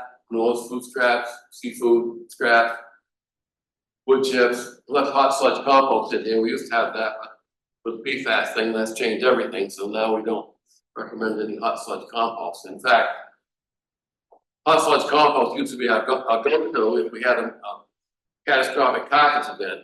We had avian influenza or something like that, and we needed a compost medium to compost this material. Now that's out, unfortunately. We had about 80,000 yards of this material produced in the state every year even now, but that's going for other uses, unfortunately. We don't have it to use for our composting, so we have to use other materials.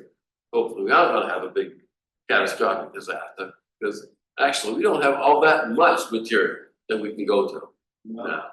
What do you think the odds are that we would use it anyways, to take it off landfill? Yeah, well, that's probably what would happen.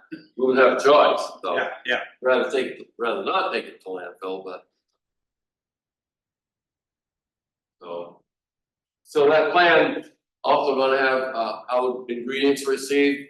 We want a good bed, set up where that material is gonna be dumped onto, if it's not going directly into the compost pile. And any pre-mixing that's gonna be done is gonna be described. The recipes, there's gonna be a number of different recipes in there, depending on which materials are available at certain times of year. And we're gonna have estimates of how much the farmer thinks he's gonna end up with in the end.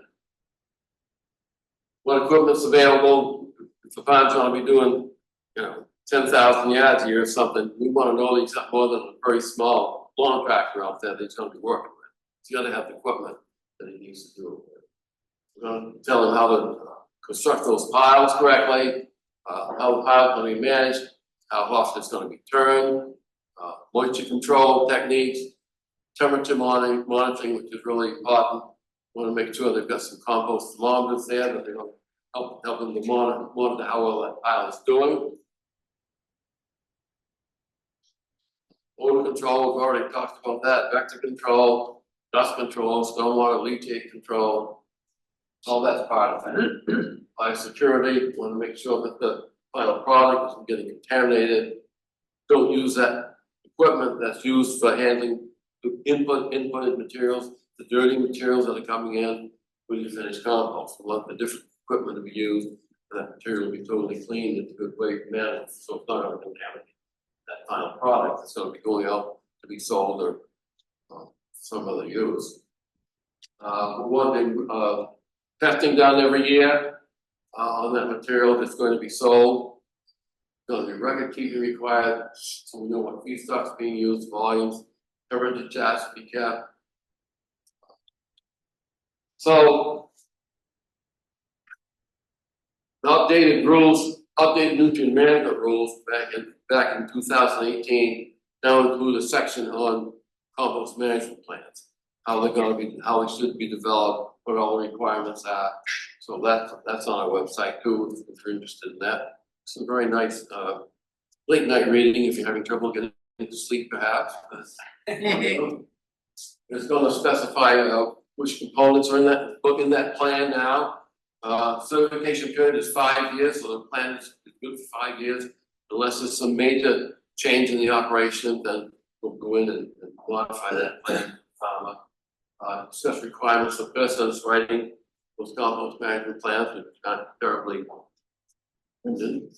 So farmer may write his or her own plan if he wants to, but the department usually does that. Usually Mark and I are doing it together for them.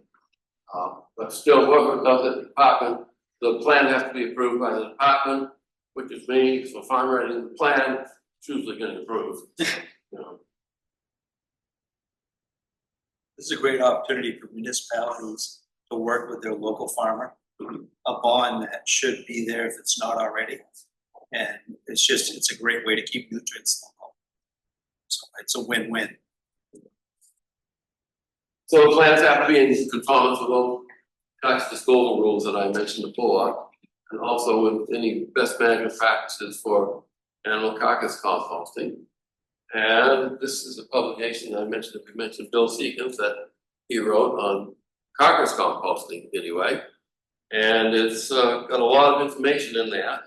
Again, this is online, it's on our website, or I have copies of it, it's not with me, but I have one copy with me, but so if you don't find it, let me know and we can help with that. So again, planning ahead minimizes risk of failure, as I usually say. So that's pretty much that in a very big nutshell.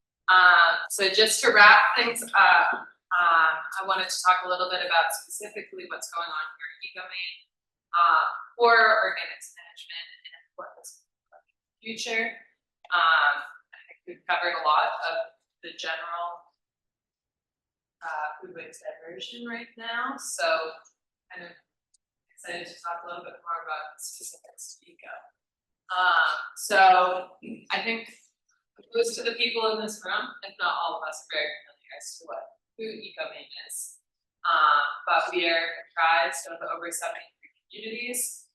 These communities are recycling or bringing waste or both to EcoMaine for processing, and then we also are taking some food waste as well from certain areas through AgriSite, which I'll talk about a little bit. But we provide comprehensive long-term solid waste solutions in a safe, environmentally responsible, and economically sound manner.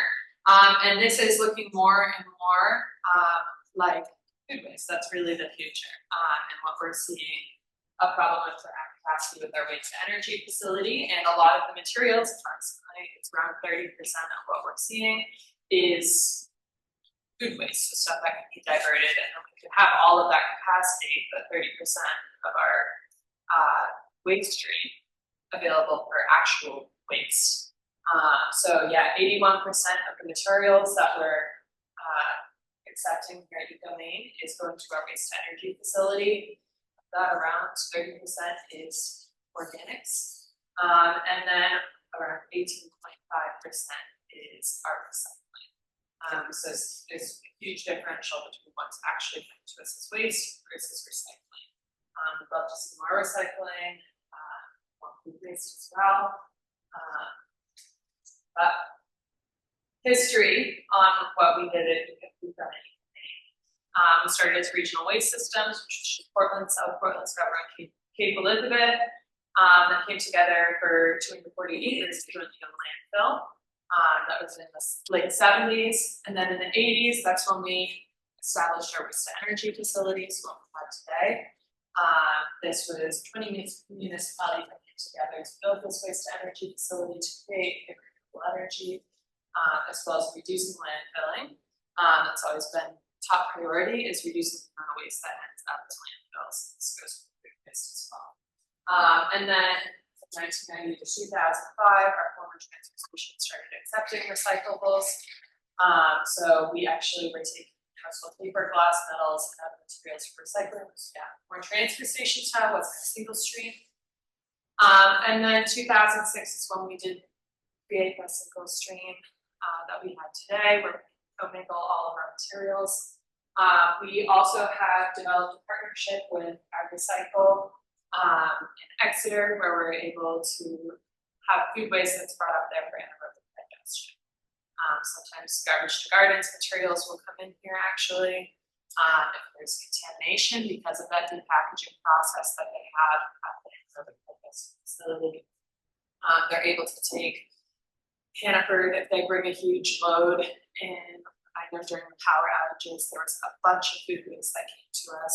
The stores went out of power, they had to empty their freezers. It was around Easter, so there was a lot of whole hams. I remember like spiral hams in our waste bunker. We actually, or food waste bunker, was overflowing into the waste bunker side, and AgriCycle was coming for pickups regularly. So usually the process that happens is that we have AgriCycle trucks from this general area that partner with the majority of grocery stores, at least in southern Maine. A lot of restaurants, a lot of schools, a lot of business complexes. These are all companies that will actually partner with AgriCycle. All of those trucks come here, gets compiled in our tipping floor, but specifically in our food waste bunker, where it gets held, and then once that's full, it gets trucked up to Exeter. This reduces the amount of trucking back and forth, and yeah, so all of that goes up there. So yeah, around 40% of municipal solid waste is actually food waste. Around 60 million tons of food are wasted in the United States annually. Which is significant. A lot of that is material that we actually receive here at Ecomaine. If you go into our crane cab, look down into the waste, you see that food waste in there. We did an audit, and we actually pulled bags from our tipping floor. This was a couple months ago, and did an audit right out front of all the food waste that we pulled out. A lot of restaurants throwing all of the stuff, like the behind the scenes, behind the counter food. There was bread, lemons, limes, all sorts of things. So lots of food waste, you know it's there. This is AgriCycle. So in April 2016, that's when we partnered with AgriCycle to consolidate organics. Since the start of the program, we've diverted 35,581 tons of food that would have just gone to landfill. So this partnership's been beneficial for us, it's beneficial for them because they're able to actually, after the depackaging process, bail that material, bring it back here, and it goes to waste energy rather than an alternative, which would be JRL probably, or another landfill. in the north. So we're able to boost it up on the waste hierarchy to waste energy rather than raw trash landfilling. So it's worth the trouble for a lot of different reasons. This is a new NASA. So this is a NASA study with Yale. I could be wrong on the university. Janie has it. And I have it somewhere. So if anyone wants it, that's what we're referencing. Because I was corrected recently. But this NASA study has found that methane is actually 80 times more potent than carbon dioxide over a 20-year period. So methane is the greenhouse gas that's released by food waste when it's in landfills. This is a contributor to global warming and causing a lot of climate change. So landfills are the #3 producer of methane behind petroleum and agriculture. So these methane emissions are, in my opinion, the biggest reason to keep food out of our landfills. Another reason that we care about this at Domain is the cost of wet waste. Wet waste does not burn well here at Ecomaine. It is not beneficial to our systems.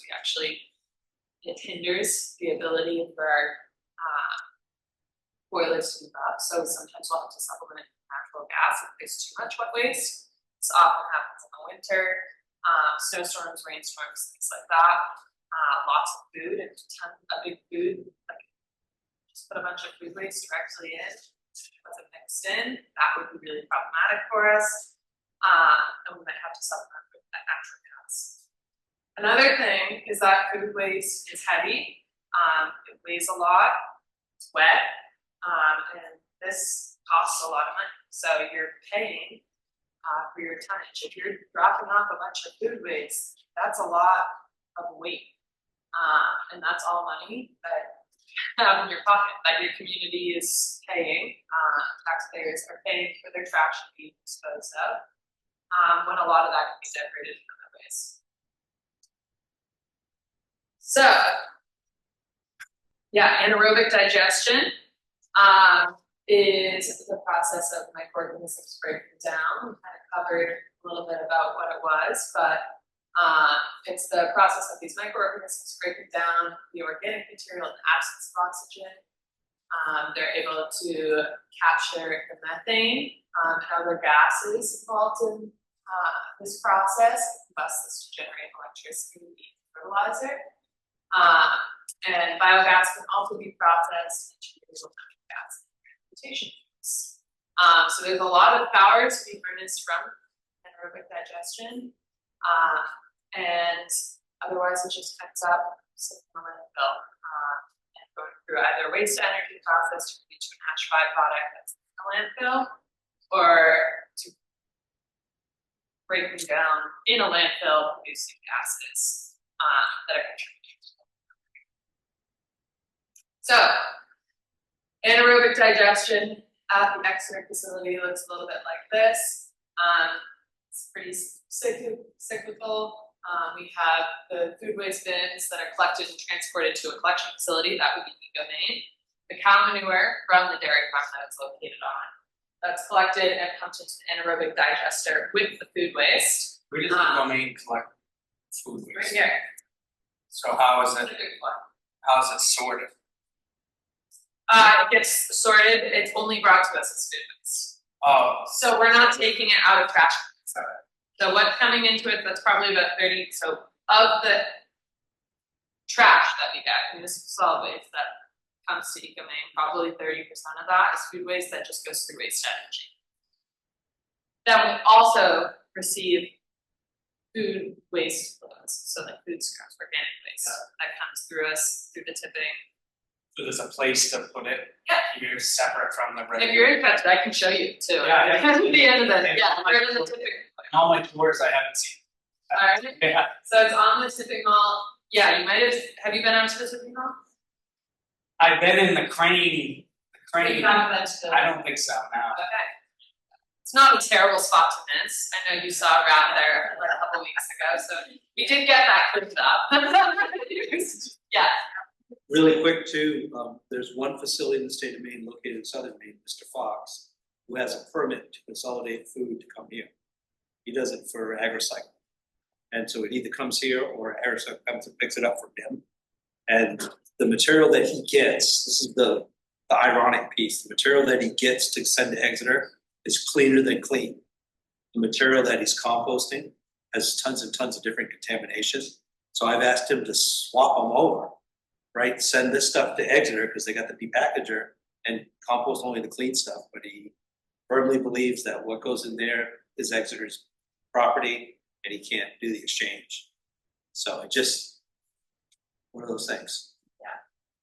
so the food waste then goes through a depackaging process. Right here you can see that, right? Top right. I don't know which screen. I don't have my clickers. Looks good.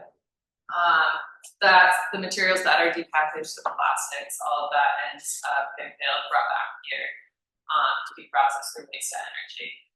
Those microorganisms reproduce by feeding on organic matter and then anaerobic digester, which creates biogas, and this becomes fuel for the system. They're able to create electricity that can go out to the grid. There's a bioseparator that recovers solid and liquid products from the anaerobic digester. And you can see that the solid material is used as animal bedding, so it goes right back into those cows as a compost product, and then that liquid material is used as natural crop fertilizer, and so on. So that's how the process works that we're doing. So there's a bunch of different, we kind of covered all of this. I had a feeling this was gonna happen being the last show here. Drives the point home. Yeah, but a lot of different options. These are all options that some of them end up coming here. Some of them are specific to those two or garbage gardens. There's also community drop-off sites, much like that have the AgriCycle logo. You'll see, and that's all the materials that will go to a digester. It's important to know that which one's which because there's different rules for different places. Exeter actually will take PLAs and compostable materials, whereas garbage gardens is no paper, no compostable-ware. So important to know which drop-off you're at. That's something that we like to drive home. We get a lot of, there's a resource online as well with drop-off locations. But yeah, community drop-offs are fantastic. That's something that I utilize. They're usually 24-hour drop-off in like the transfer station or a locked off area, which isn't a terrible idea. Then you have monitoring. If it is locked off at night, that's what we've started doing with our silver bullets. It's those in generally transfer station areas, so people can't come in the middle of the night and throw things in, which does happen. People just trying to get rid of trash and throw it away. But yeah, garbage gardens, we compost it, Mr. Box are all of those places that have those community drop-off sites. Curbside pickup is another one.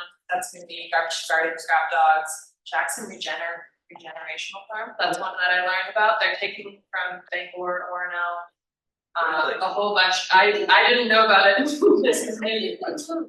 I have no idea. They just, in the last year, they sent out a note, they relocated to the Midwest or something. Midwest? Yeah, This yeah, last they- year. Yeah, they each checked, but they sent out But they a, were, sorry? but they were taking material from all over. They were taking from the, like Bangor and Bangor. Orono. Yeah, and they had that whole great model of like using it on their farm. Yeah, it was terrific. One Earth go in Hampton. Alright, One Earth and Hampton. Yep, they go to Sullivan. These are all places I didn't even know about when I was living up there. What years? And yeah, Mr. Fox.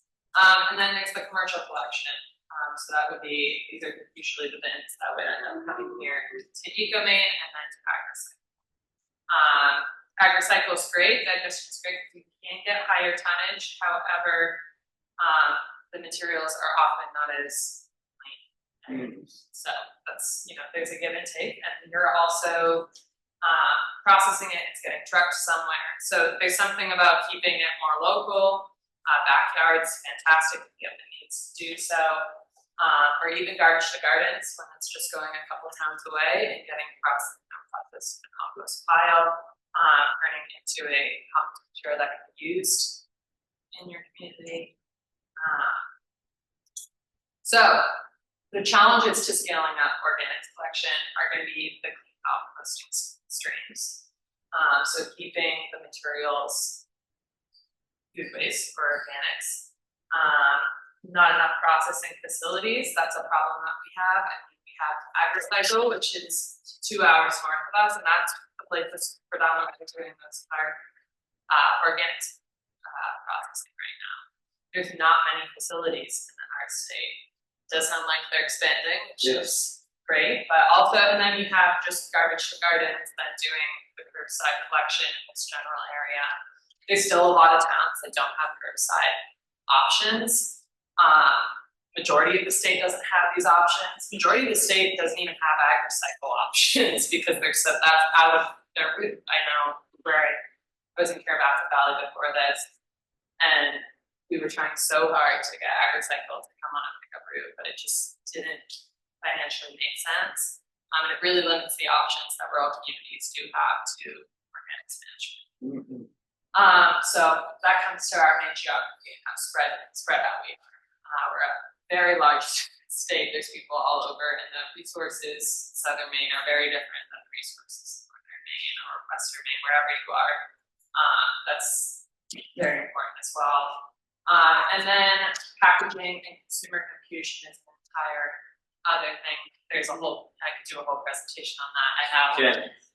But things are very misleading these days. A lot of people want to purchase compostable ware, greener ware, whatever they're being marketed as. A lot of these are not actually processed as organics. They won't break down in the anaerobic digestion process that we currently have. I think I have a slide about that. So, PLAs specifically are a big problem. Because composting facilities can't distinguish them from regular plastics. So we have that depackaging process at AgriCycle. Even if these PLAs end up at AgriCycle, they're coming out in the depackaging process, back to EcoMaine, where they're going to waste energy. So we're just not set up for that. They're not set up for that AgriCycle. Recycling facilities like us, we have a hard time distinguishing these from PET. So that's a whole other problem, is how similar PLA plastic looks to PET, but how different they act. So they act similarly to plastics in composting, but not similarly in recycling, which is a huge problem for us, and will act as contamination end up in the recycling process. And then the depackaging process for these packaging and digestion facilities. So that's the big problem there. There's also not much. There's not much right now for policy. There's not really any policy surrounding what compostable actually means, or the companies that can slap these green labels onto their materials, the leaf, the compostable, degradable. This was made of 100% compostable like material. There's all sorts of misleading content that people are using as marketing technique that's creating a problem for facilities that are taking organics. So that's a whole other story. But what's next for EcoMaine? So at the end of 2025, this is not to say we're doing anything organics related. This is completely undecided. However, at the end of 2025, we are planning on decommissioning our old recycling facility and moving to our new facility, the blue and white one on the far side of the street. Is everyone familiar with 90 Blueberry? Seen it across the way? Awesome. I was gonna say we've got board members, team members, but yeah, just take a peek on the left side of the recycling facility and you'll see what we're actually gonna be moving into for recycling. This will lead us with this large space. It's unknown what we're gonna do with it. There's a lot of hot talk about whether this is gonna be reused, whether it's going to be with the Portland Water District, whether it's going to be compost or digestion or transfer station or e-waste. There's a whole lot of ideas as to what you can do with it. Are we even gonna keep it? That's another thing. You know, is that something that we will hold on to? So, I think that there's a lot to think about, and it would be great if we could do organic selection, but we'll see. And that's all I've got.